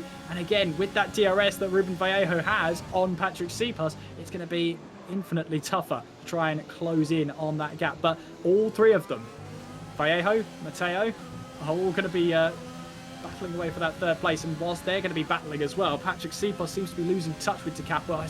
There's so much going on. It's so difficult to keep up. What I can tell you though is Josh Idowu at the moment is outside of DRS range of Di Capua, and that's going to be really, really important because if Di Capua falls behind, if Patrick Sipos is able to battle, that's going to cost him time. Yeah, that gap is rapidly falling though. 1.5 seconds now, 1.1 second. In fact, Sven Nöller and Tom 97 meanwhile debating 11th position just outside of the points as they're all battling it out in sector 3 right at the start. A 5-second penalty for Norbert Jakob. That's going to be really unfortunate. A number of penalties, in fact, just up the road from this battling pair. So at the moment, they're probably going to end up into the points, but I'm sure they would love to make the overtake on track. They really would, I can guarantee you that. But Tom 97 in 12th place. He meets Sven Nöller again on the same bit of track as we make our way on towards turn 1 once again, then the 9th time in this race. As we see then Tom at 97 trying to close in on Sven Nöller, who in turn is trying to close in on Christian Schenk right ahead. That will be for a points paying position. Kevin Balash trying to make a way past Norbert Jakob, who's right on the rear wing as they make their way through in towards turns 5 and 6, then onwards towards turn 7. Kevin Balash here might wait, but we've got a McLaren going up the inside. It's Sven Nöller once again trying up the inside of Christian Schenk. He's on the soft tyres there. He'll have the bit of traction out of turn number 7 there, but here comes Tom 97. We're going 3 wide down the back straight. There goes Tom 97, and just like that, he's taken away the points. Kevin Balash, meanwhile, right up ahead of them, has found a way past Norbert Jakob, but Sven Nöller tries up the inside, going in towards turn 8. Through turn 9 we go. Tom 97 just about gets the traction down and takes away 10th place. Sven Nöller, though, will have a bit of DRS up ahead of them. Kevin Balash, Norbert Jakob are not finished with their battle for 8th place. Norbert Jakob takes back the position he lost on the previous straight and moves back up into 8th place. Kevin Balash down to 9th, but what strategic driving from Tom 97. Knew exactly what to do there, and he pulled it off. Really impressive. He could be threatening Jan Fehler potentially in not that much time, actually, if he continues to make overtakes like that. Tom 97 going up the middle, the double overtake. Outside line for the first part of the chicane, but it got him the inside line for the second part and firmly took that position. Lovely stuff. Jan Fehler picks up a 3-second time penalty, so that is going to be hugely helpful, actually, for Tom 97. I really think he could be on for a 6th place finish here, maybe 7th behind Kalpinen. When we last checked in on this battle for the lead, the gap was 1.2 seconds. It's now 0.3 of a second. So now this becomes a huge battle between the two of them. Then Di Capua wants to try and find a way through. He will try and get a 5th race win in this season. Josh Idowu, if he wins this, it'll be his 3rd race win of the season as we make our way now on towards the long straight towards turn number 8. DRS wide open here for Di Capua. He closes in with a little bit of slipstream as well. Does he try and find a move in towards turn 8? He'll probably wait now for the move in towards turn 11. This DRS zone normally is allowing you to close in on the car ahead. Then you've got the second DRS zone, which has got its own separate detection point to then try and make the move stick then. Onwards we go towards turn 11. Josh Idowu trying to defend the left-hand side of the track, making Di Capua try and go the long way round. He thought about it, you know, but had to back out of it for this moment. Josh Idowu still leads the way. Yellow flags in Sector 2. Sven Nöller is out of the race. Wow, I'm not sure what happened to him, but obviously it was pretty catastrophic if he's out of the race that quickly. So unfortunate for Sven Nöller. Again, final race of the season, so no further opportunities for him. But wow, Alessio Di Capua is climbing all over the back of Josh Idowu. I don't think it's a matter of if, but rather when.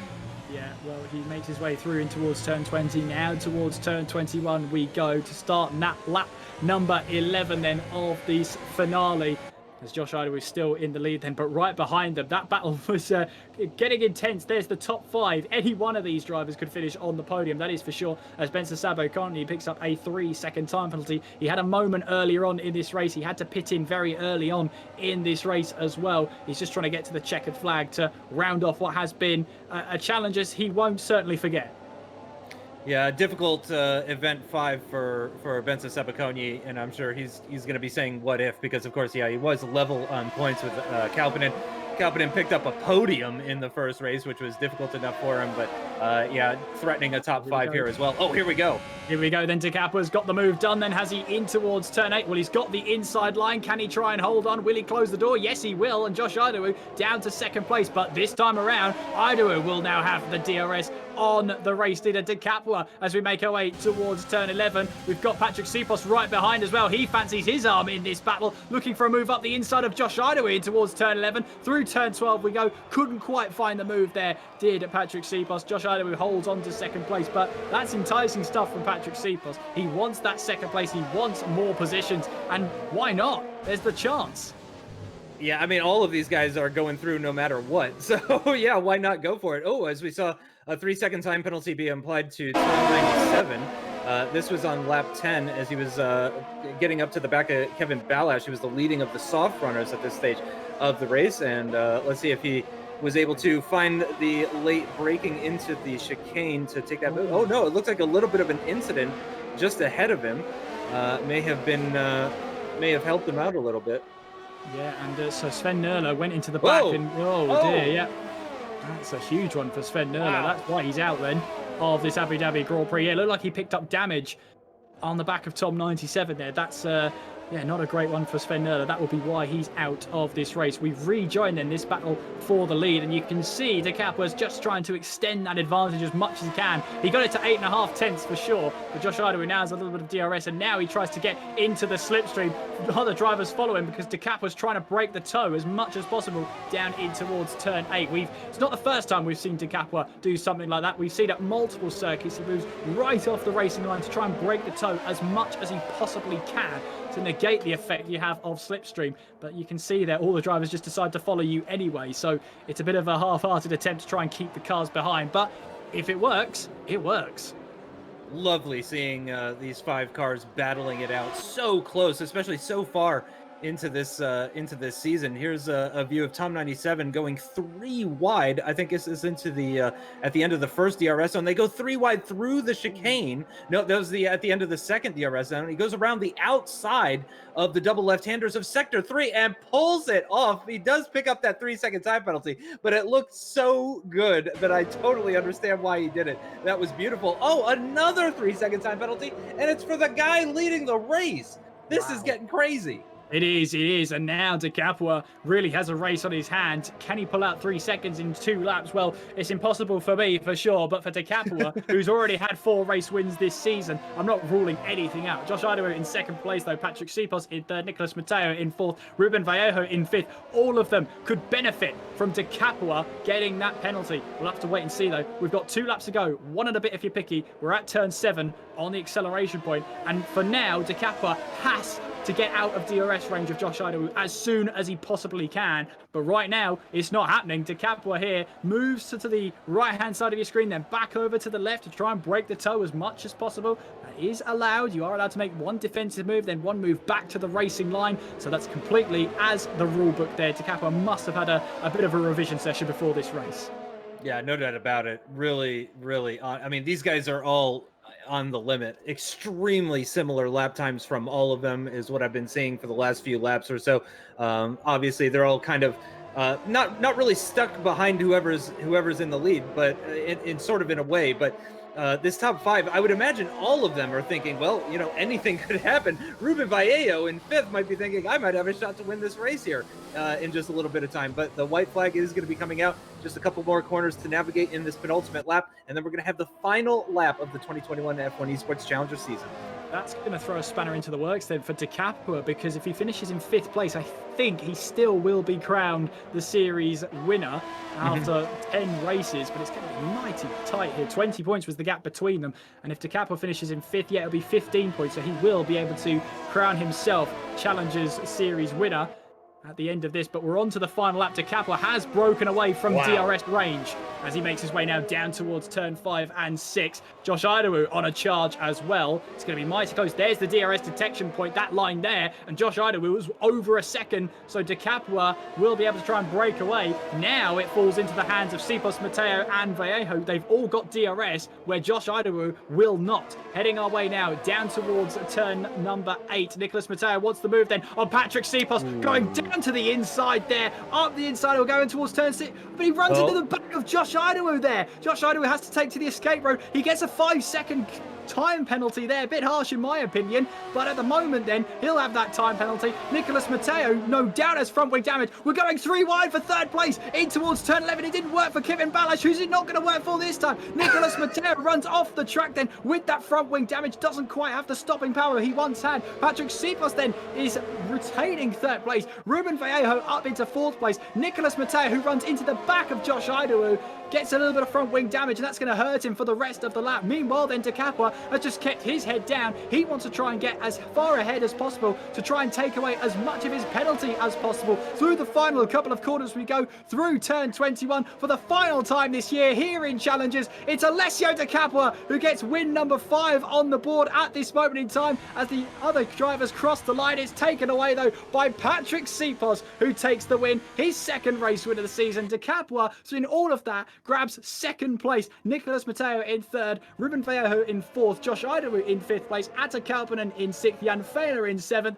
Tom 97 in 8th, Kevin Balash in 9th, and Christian Schenk, once again a reserve driver, grabs a point. Norbert Jakob in 11th place, Benta Sabo Kondi in 12th, Julian Naumann in 13th place, I believe, and Ika Baena rounds off the last of the finishers. But if my maths are right, that is Alessio De Capua who wins Challengers on PC this time around. Kevin Balash is your in-game driver of the day, but let's see what Justin has to say about that. A thrilling finale for sure, and a fantastic win. Wow, what a way to celebrate on the podium as well, but well deserved to Patrick Sipos. I do wonder if there's going to be any sort of penalties given out or any sort of penalties removed or anything like that.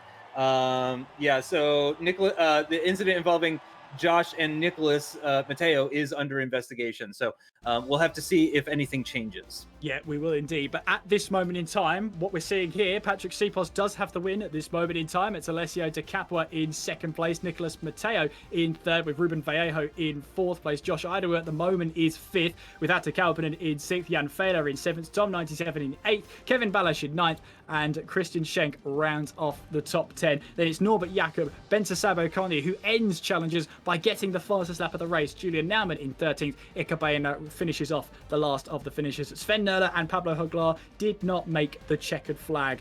Well, I have to say, what a final couple of laps we had. I think we just need to have another look, see what happened, unpack everything we just saw in those last couple of laps, because there's just so much that went on.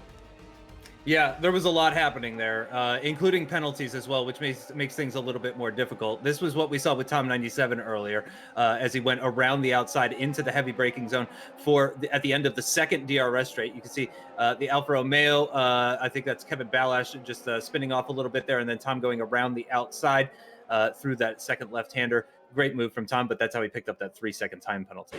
You saw there, Kevin Balash got the worst of Norbert Jakob there, going 3 wide into 11, 12 and 13 is never really a good idea. So Nicholas Mateo trying to attack Patrick Sipos then, trying to brake as late as possible, then runs into the back of Josh Idawu. Josh Idawu has to miss the corner. That's where he gets his 5 seconds there, and I'm sure that's what the stewards are investigating, whether or not that 5-second penalty will stand. But then as we headed towards turns 11, 12 and 13, we were going 3 wide for 3rd place, and this time around, Nicholas Mateo, who didn't quite have the stopping power he had before, he had a little bit of front wing end plate off on the right-hand side. He runs off the circuit and falls then down to 5th place. So, wow. I mean, that was just as intense as I remembered it, and it only happened about a minute ago.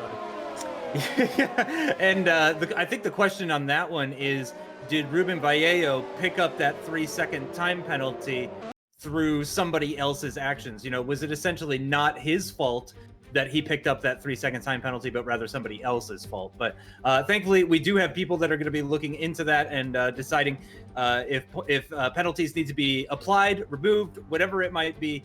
They'll be figuring it out. That, but I guess that means we do get to spend a little bit more time together at the end of the broadcast, because yeah, as you said, there's going to be a little bit of investigation on that one. Yeah, definitely. Our stewards will be having a look in towards that. But we have to say as well, I mean, such a thrilling conclusion to what has been a fantastic challenges.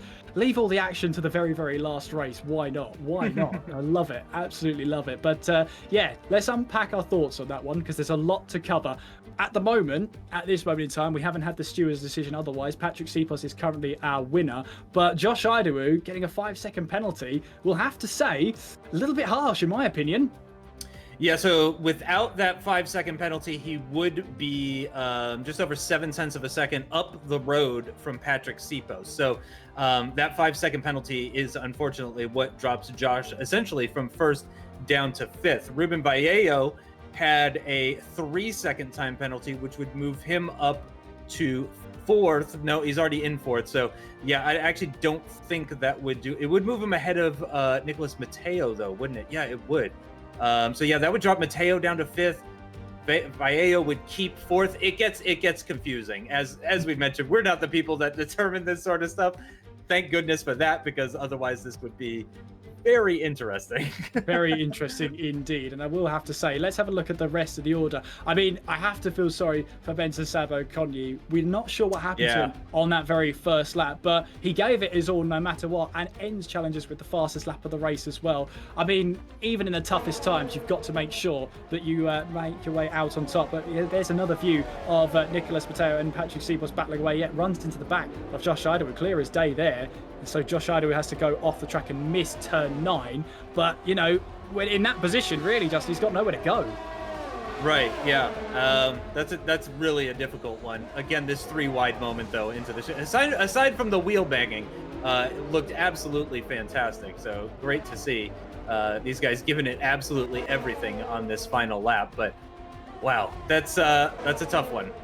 I have to say as well, Patrick Sipos, how many times does he move as well? He moves. Yeah. I think the stewards will be able to look at this one as well. How aggressively does he defend? Well, there's one move, and there's two. I count two there from Patrick Sipos. So the stewards will definitely be having a look at that one as well, going in towards turn 8. I mean, leave all the instance to absolutely one corner in the race. Why not? There you can see. That's Nicholas Mateo then. So he tries to leave his braking as late as possible then. But he was coming into that corner at a fair rate of knots anyway. Yeah, he really was. He got onto the brakes, I think, at the right time, but the car ahead maybe was causing a little bit of a lack of downforce, possibly a bit of a lockup. If he hadn't hit Josh, though, I think he would have hit Mateo or Sipos. I mean, Mateo would have hit Patrick. So yeah, I think he was going in a little too hot, but I think that may have just been because of the car ahead. I don't know. And yeah, you're right. It did look like there was maybe 2 moves there under braking or before the braking zone, I should say.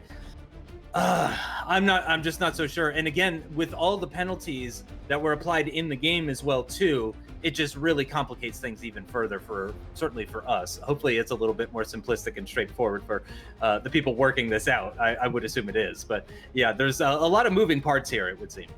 Yeah, luckily we're not the ones who has to make the decision, and I think we relish that, Justin, in the very long run. But I have to say, on the grand scheme of things, we've seen 30 races across 3 platforms. We've been delivered some great action all the way throughout, and it just waits now for the stewards to iron everything out, to get us the official results, and to find out who were the last 6 drivers from Challengers to progress into the Pro exhibition.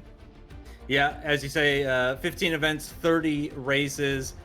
15 one-shot qualifyings, part of my favorite part of this entire season as well too. I thought it was a really welcomed addition to F1 Esports. No idea if it's got plans to be implemented in Pro Series or anything like that, but yeah, I really liked it. I thought it was really interesting because it benefits or it complements a very different type of driver. And in the end, we're looking for the best overall driver. So why not throw a little bit more variety in there, right?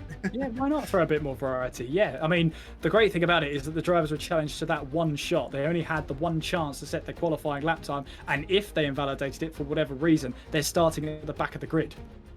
Yep, exactly right. And we have seen some incredible drives. I forget who it was yesterday on the Xbox side that went from 14th to 4th. But we have seen some incredible drives actually from the very back of the grid previously in this series, and it's been absolutely fantastic to watch. I've really, really enjoyed it, and I'm a bit sad that it's coming to an end, honestly. But all of these guys, honestly, I think are a real threat to the established Pro Series drivers. Incredible talent we've seen come through. Here we go then. We've had word from the stewards then. The 5-second in-game penalty for Josh Idawu received as a result of the collision through no fault of his own is to be revoked. So Josh Idawu then, that to me says he's going to win this race, and that'll be his 3rd race win of the season, and I think that's a very fair decision. Yeah, I would agree with that because, obviously, Josh was kind of forced off the track a little bit and unfortunately was given that 5-second penalty. And I don't think that he gained much time. I don't think he gained much of an advantage, which is a key part of that as well, too. So he went that route that he went, but he came out with a similar sort of distance to the cars behind as well. So certainly it was not beneficial for him. And if it had not been for that contact, I don't think he would have taken to the escape area and he wouldn't have picked up a penalty or anything like that. So good to see. Now, that doesn't necessarily, or does that necessarily mean that Josh wins, actually? Because if other penalties need to be looked at as well, too, I'm not entirely sure. But at the moment, as it stands anyway, with this latest information, that would make Josh the winner. Yes, it would. And I don't think Josh had any other in-game penalty, so he's in good stead here to take this race win. Of course, we'll bring you the confirmed results as and when we get them. It's just waiting for the stewards to finalise their decision to make sure the results are absolutely proper and in order. Until then, though, you're going to have to listen to Justin and I. Josh, who's Josh? He's won the race. We're going to have to listen to Justin and I talk about the race and bore you all to no end until you actually want the results. But Justin, I have to say as well that these guys, in terms of incidents, I think this has been one of the most incident-packed races of them all. And we're looking at about 2 or 3 of them. It's been incredible. Yeah, there's a few of them, but that was an incredible race. I really liked seeing the top 5 really battle it out. I mean, that was a proper dogfight between all of them. I had no idea who was going to come out on top. Again, Ruben Vallejo was down in 5th position as they started the final lap, and at one point was looking like he might be on for 2nd position, possibly, after making a potential double overtake, and then Alessio Di Capua picking up that penalty as well, too. But Alessio did an incredible job to pull out an over 2-second gap to the rest of the cars on that final lap. It was just over a second as they started lap 14. He really put in a quick qualifying type of lap. Must have had some tires left over, some ERS, that sort of thing. Built that gap to over 2 seconds. And when they finished the line, that's what allowed him to stay ahead of the likes of Nicholas Mateo. Yeah, and that battling as well further down the field helped him out. Now, with that 5-second penalty removed from Josh, it might demote him down to 3rd place, but still, with a 3-second penalty that he picked up with about 3 laps to go, I think that's very, very respectable for the pace he brought out at the end. I'm surprised he had that mistake, though, honestly. Alessio has had an unbelievable season. I think actually even coming into this race, he may have scored more points than anybody on any other platform. No, it's very close because, he was coming into this one on 144 points. So, with this result here, certainly, in the top 5, no doubt about it, whatever happens, he will have scored more points this season than anybody else in F1 Esports Challengers for the 2021 season, regardless of platform. And that is a massive accomplishment. Oh, absolutely. And no one will be able to take that away from him. And it was a bit of a quiet time for him, especially at the United States, where he finished in 5th place there. But take nothing away from the rest of his season. 4 race wins. An incredible job. I would love to say that fifth is a bad result for me. Can you imagine being that good at driving that fifth is a bad result at this level? I mean, yeah, I wouldn't complain too much, but yeah, that was a bit uncharacteristic for him. Again, very likely a track that he just doesn't go well at, a track that he just doesn't, isn't particularly quick at, that he just doesn't vibe with, that he doesn't click with. We all have it. Mine is Monaco. I don't know what everyone else is. Mine is all of them. But I am genuinely really off the pace at Monaco. Like, I'm slow everywhere, but at Monaco it's embarrassing, honestly. And maybe fifth is embarrassing for him. And yeah, he just didn't get along well with that one. Now, I will say who I want to talk about is Tom 97 with that great overtake around the outside through the double left-handers in sector 3. That's 13 and 14. Where he made that move. Really impressive stuff. Again, making use of an alternate strategy. And that's actually where a lot of the excitement today has come from. Those guys that started on mediums and went to softs mid-race, there is that moment, actually. Again, he's got the Alfa Romeo and the Alfa Tauri, a couple of Alfas ahead of him, but he looks to the outside in a 3-wide moment as they get into the braking zone for turn 12. And then again, it goes around the outside of these two left-handers. And you love to see the respect as well being shown from other drivers. Anytime somebody can make an overtake like that stick, it's because the other drivers have done a great job as well too. And a lot of people, I think, forget about that. I think as well. Yeah, looking back at that, Kevin Balash was really on the receiving end of that one. He got caught on the side port of Norbert Jakob there, but going 3 wide into 11, 12 and 13 never normally ends that well.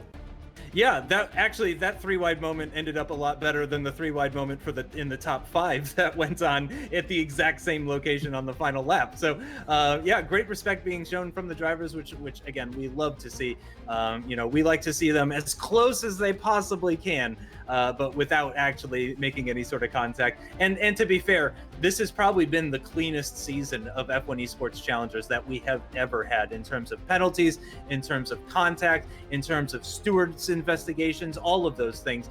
It really just has been on another level. It's not only the fastest group of drivers we've ever had, but the cleanest probably as well. I'd have to agree with you on that one. We've seen some great racing out there, and cast your mind all the way back to Zandvoort. We'll be going 3 wide down the start, finish straight in towards turn 1. It's going to be tough to have that as move of the season. You know what? I'm going to award that as move of the season for me, just on the sheer tenacity of the move to go down the middle of 2 cars that were side by side. Just incredible stuff. But yeah, I'll just watch that one on repeat again, and again.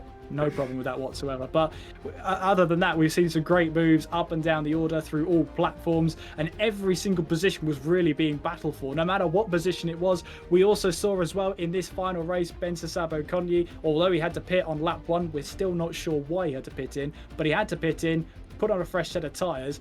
13th place, made the checkered flag, got the fastest lap as well. And that's sort of a mentality that's going to help him next year if he makes the cut again. Yeah, no doubt about it. He's somebody that I've been following a little bit through the years and that sort of thing. It's great to see him get to this level and very nearly make it into the top 6. He really did deserve to be there. I would say more than 6 drivers deserved to be in the top 6 across all 3 platforms this year. It really was, you need a little bit of luck on your side as well too. And for some of these drivers, they just didn't quite have the luck that they needed this year in order to get into the top 6. And for some of them, they really just need to focus on that. It wasn't down to me, it was down to the luck. I just didn't have it. But the good news is that they can overcome the bad luck by getting even faster, which is, again, what I expect all of these guys to do once F1 2021 comes out. They're going to be putting in the hours straight away. They're going to be thinking about the 2022 season. They're going to be practicing from midnight then when it's actually released. That's what it will be. That's what it will be. That. So we'll look forward to seeing them in 2022 for challenges, no doubt about it. And of course, we have to say a big thank you to everyone behind the scenes for getting these challenges onto your screens, and thank you all for watching as well. You've been absolutely fantastic. We hope you've enjoyed the racing all the way through. We've treated you to 30 fantastic races, and all of them were all good in their own way. Justin, I have to to say as well, it's been a pleasure to be alongside you. I don't know if you can say the same about me. I'm not sure. No, it's been great. I've really enjoyed it.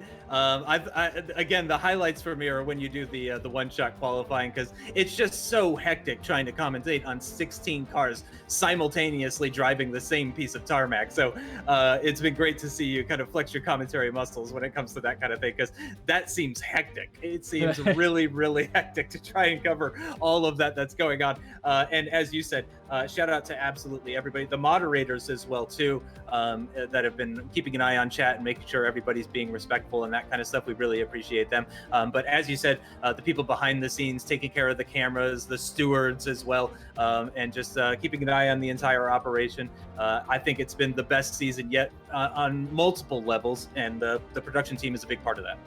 Absolutely. If you're wondering what's next for the 18 drivers that we will announce, there's 6 more to go. We're still waiting for the official word, but of course they'll make it to the Pro Exhibition, which is on the 27th of May at 7 o'clock British Summer Time in the evening. So make sure you put that in your diaries right now. I'm going to put it in mine right now as well, to make sure you don't miss it, because from what we've seen from these 18 that are about to go through, they're all worthy of making it into one of the F1 Esports teams. That is for sure.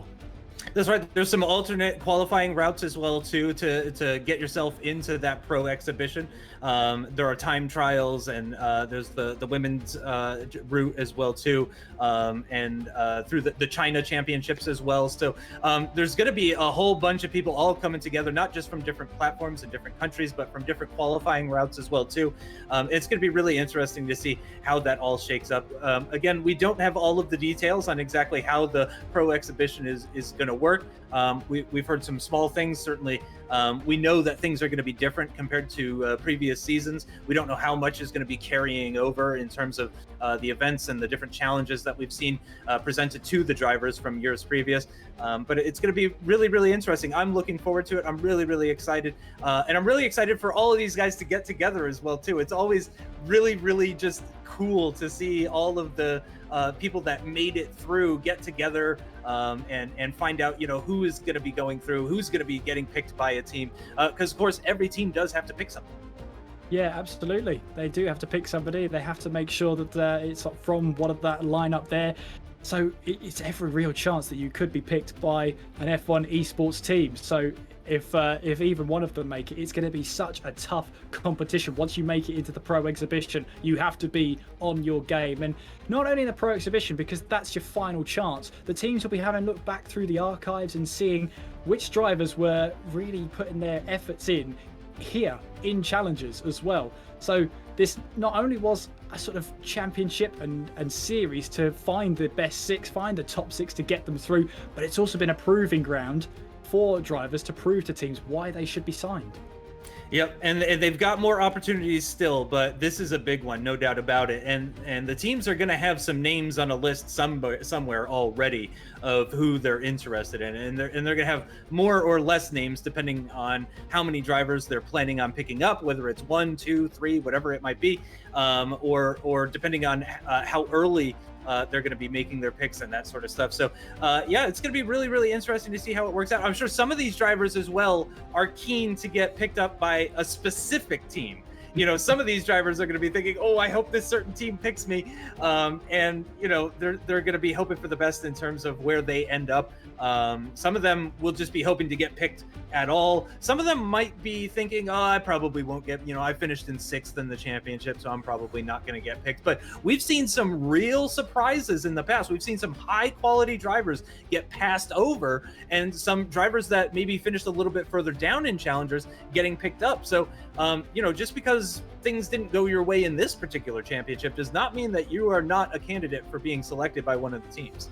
And like I said, this is where teams will be looking at in challenges to see, well, how did you deal with pressure? Was there something that didn't go your way in that race? How did you recover from it? How did you push on? Did you retire or did you carry on?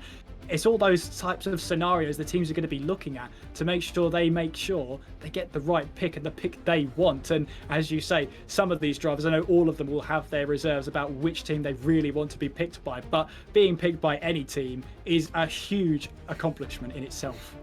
It really is. It's an absolute honor, I would imagine, anyway, to be picked by one of these teams, especially with how few drivers there are on the teams. There's only a few dozen people that can claim to be, an F1 Esports driver. So you really are joining an elite group. I mean, these guys have already joined an elite group. Not many people make it to challengers. Even fewer people make it to the pro exhibition, and even fewer people end up getting picked by the team, and even fewer people end up actually racing. Sometimes a driver might get picked up and they only get used for setups and that kind of thing, and they might not actually get any track time. Or you might end up going to a team that really splits the time of their drivers, and you're guaranteed to get a number of races in there. We've seen a few different approaches, and that can have an effect on how the team's championship, the constructors championship, and the drivers championship ends up panning out. Because of course, you could end up having a lot of time to focus on just a few tracks, or you might be split. You might be racing every single race of the season, and then you have to really split up your practice. So you don't quite have the skills going into a race as someone else might have, who was able to practice twice as much because they're doing half as many races. It ends up getting really complicated. There's a lot of variables involved with this. I will say there, Justin, you said a lot of words. Yes, that was. That's sort of my thing, is saying a lot of words. Just ask my girlfriend. I'm not complaining at all, but to just try to explain the whole mentality of what a team might be thinking, which qualities they're going to be looking for, and in terms of trying to make sure that they choose the right driver. Well, that's going to take a lot of time for them, especially, and the Pro Exhibition is just one stage. As I've said, they'll be looking back through the archives and seeing how those drivers handled this stage going into it. And as you said, regardless of the position, the teams are going to consider each of them pretty much at an equal status. And when they're coming into it, they'll all want to sign the best drivers, and we've got 18 of them who are really up there to find a place in that team. So I wish them all the very best of luck. We'll hopefully find out the last 6 drivers to make that cut. I know it's been a long time. We're being told to hydrate. We've been talking that long. No, never. We'll carry on. But I will say though, Justin, with these 6 drivers that are soon to be announced, combined with the other 12, I mean, I'm just looking forward to seeing what they can do at the Pro Exhibition. I can't wait.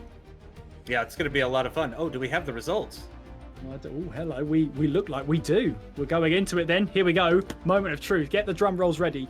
Here's round number 9 then. The official results. It's Josh Idawu who finished in first place. That was his second race win of the season, with Patrick Sipos in second place, also grabbing the fastest lap of the race. Atta Kalpanen in third, with Ruben Vallejo in fourth place. Alessio De Capua finishing in fifth, with Nicolas Matteo in sixth. Sabo Konyi in seventh, with Naumann in eighth. Jan Fehler ninth, and Sven Nurler rounding out the top 10. To take you through the rest of the order at the United States, Christian Schenk in 11th place, Tom Martinez, Tom 97 in 12th, Norbert Jakob in 13th place, with Kevin Balash in 14th, Pablo Hoglar 15th, and Iker Baena 16th place. At Abu Dhabi then, well, we're about to find out the official results. So Josh Idawu does get his third race win of the season then at the final round. Patrick Sipos in second place, Alessio De Capua in third, Nicolas Matteo in fourth, Ruben Vallejo in fifth, Atta Kalpanen in sixth place, Jan Fehler in seventh, Tom 97 in eighth, Kevin Balash in ninth, and Christian Schenk getting a point. Once again, a reserve driver scoring some points. Just shows you how competitive that field actually was. To take you through the rest of the standings at Abu Dhabi, Norbert Jakob in 11th place, Sabo Konyi in 12th, Naumann in 13th, Baena in 14th place, Sven Nurler and Pablo Hoglar not making the checkered flag. So, moment of truth then. The last 6 drivers to make the cut going into the Pro Exhibition are as follows: Alessio De Capua, Josh Idawu, Nicolas Matteo, Patrick Sipos, Ruben Vallejo, and Atta Kalpanen. Congratulations to those 6 drivers. They have made it through into the Pro Exhibition, and Alessio De Capua finishes top of the standings here in F1 Esports Series Challenges on the PC. A huge congratulations to all 6 of our drivers, and commiserations to the likes of Benta Sabo Konyi, Jan Fehler, Sven Nurler, Kevin Balash, who gave it their all. But this is a fantastic learning curve for all involved. We heard from the Xbox drivers last night how much of a good experience this has been, and how much of a learning curve it will be. Just to take you through the rest of the official standings then: Tom 97 in 11th place, Julian Naumann in 12th, Norbert Jakob 13th, Pablo Hoglar in 14th place, Christian Schenk win 15th place, and Iker Baena rounding off the top 16 in those standings. But there you have it then. There's our 18 drivers decided then for the Pro Exhibition. we can't wait to see how they get on there, Justin. Really, really exciting groups of drivers coming from all three platforms. Again, if I'm the Pro Series drivers, I would be a little bit concerned. And probably they have already raced against these guys. Again, remember, all these drivers, they do league races and stuff outside of F1 Esports. So I would imagine that the Pro Series drivers are well aware of how quick these kids are, and they're going to be a real threat if they end up getting signed. And again, remember, a minimum of 10 of them are going to be signed. Yeah, without a doubt. And I'm really looking forward to seeing how they can all handle the Pro exhibition. It's a huge, huge stage, but I mean, it's going to be nothing on them. They're going to handle that pressure well. So all eyes now will head onto the 27th of May at 7 o'clock British summertime to see how those 18 drivers we've picked have managed to get on at the next stage and prove themselves to a Formula 1 esports team. And that brings the curtain down on what has been an eventful F1 Esports Series challenges. We finally decided our 18 over 5 months, 30 races. We finally got your 18 shortlisted drivers who've made it through into the Pro exhibition. And it's a massive congratulations to them all. Thoroughly deserved. Can't wait to see how they get on. Justin, I'll leave you with a final word on this season. It's been fantastic. I've really, really enjoyed it, being alongside you and working with the whole team and everybody that's been watching, and the drivers especially. Again, the best we've ever had, and it's only going to keep getting better. I feel very confident of that. The standards keep going up. It's been the best year, but next year's going to be even better. Looking forward to it. Absolutely, and I'm looking forward to it as well. A big thank you to everyone behind the scenes helping us get this to you. A huge thank you to all of you as well for watching along. It's been fantastic to bring you these races as well. Justin, it's been a pleasure to bring these races alongside you. Well, fantastic. It's been fantastic. I've really, really enjoyed it. We hope you've enjoyed it too. But that will do it then for F1 Esports Series challenges. No more races. We now focus on the Pro exhibition. From myself, Kieran McGidley, and Justin Sutton alongside, it's been a pleasure to bring these races to you, and we hope to see you again in the very near future. Until next time, take care of yourselves and good night.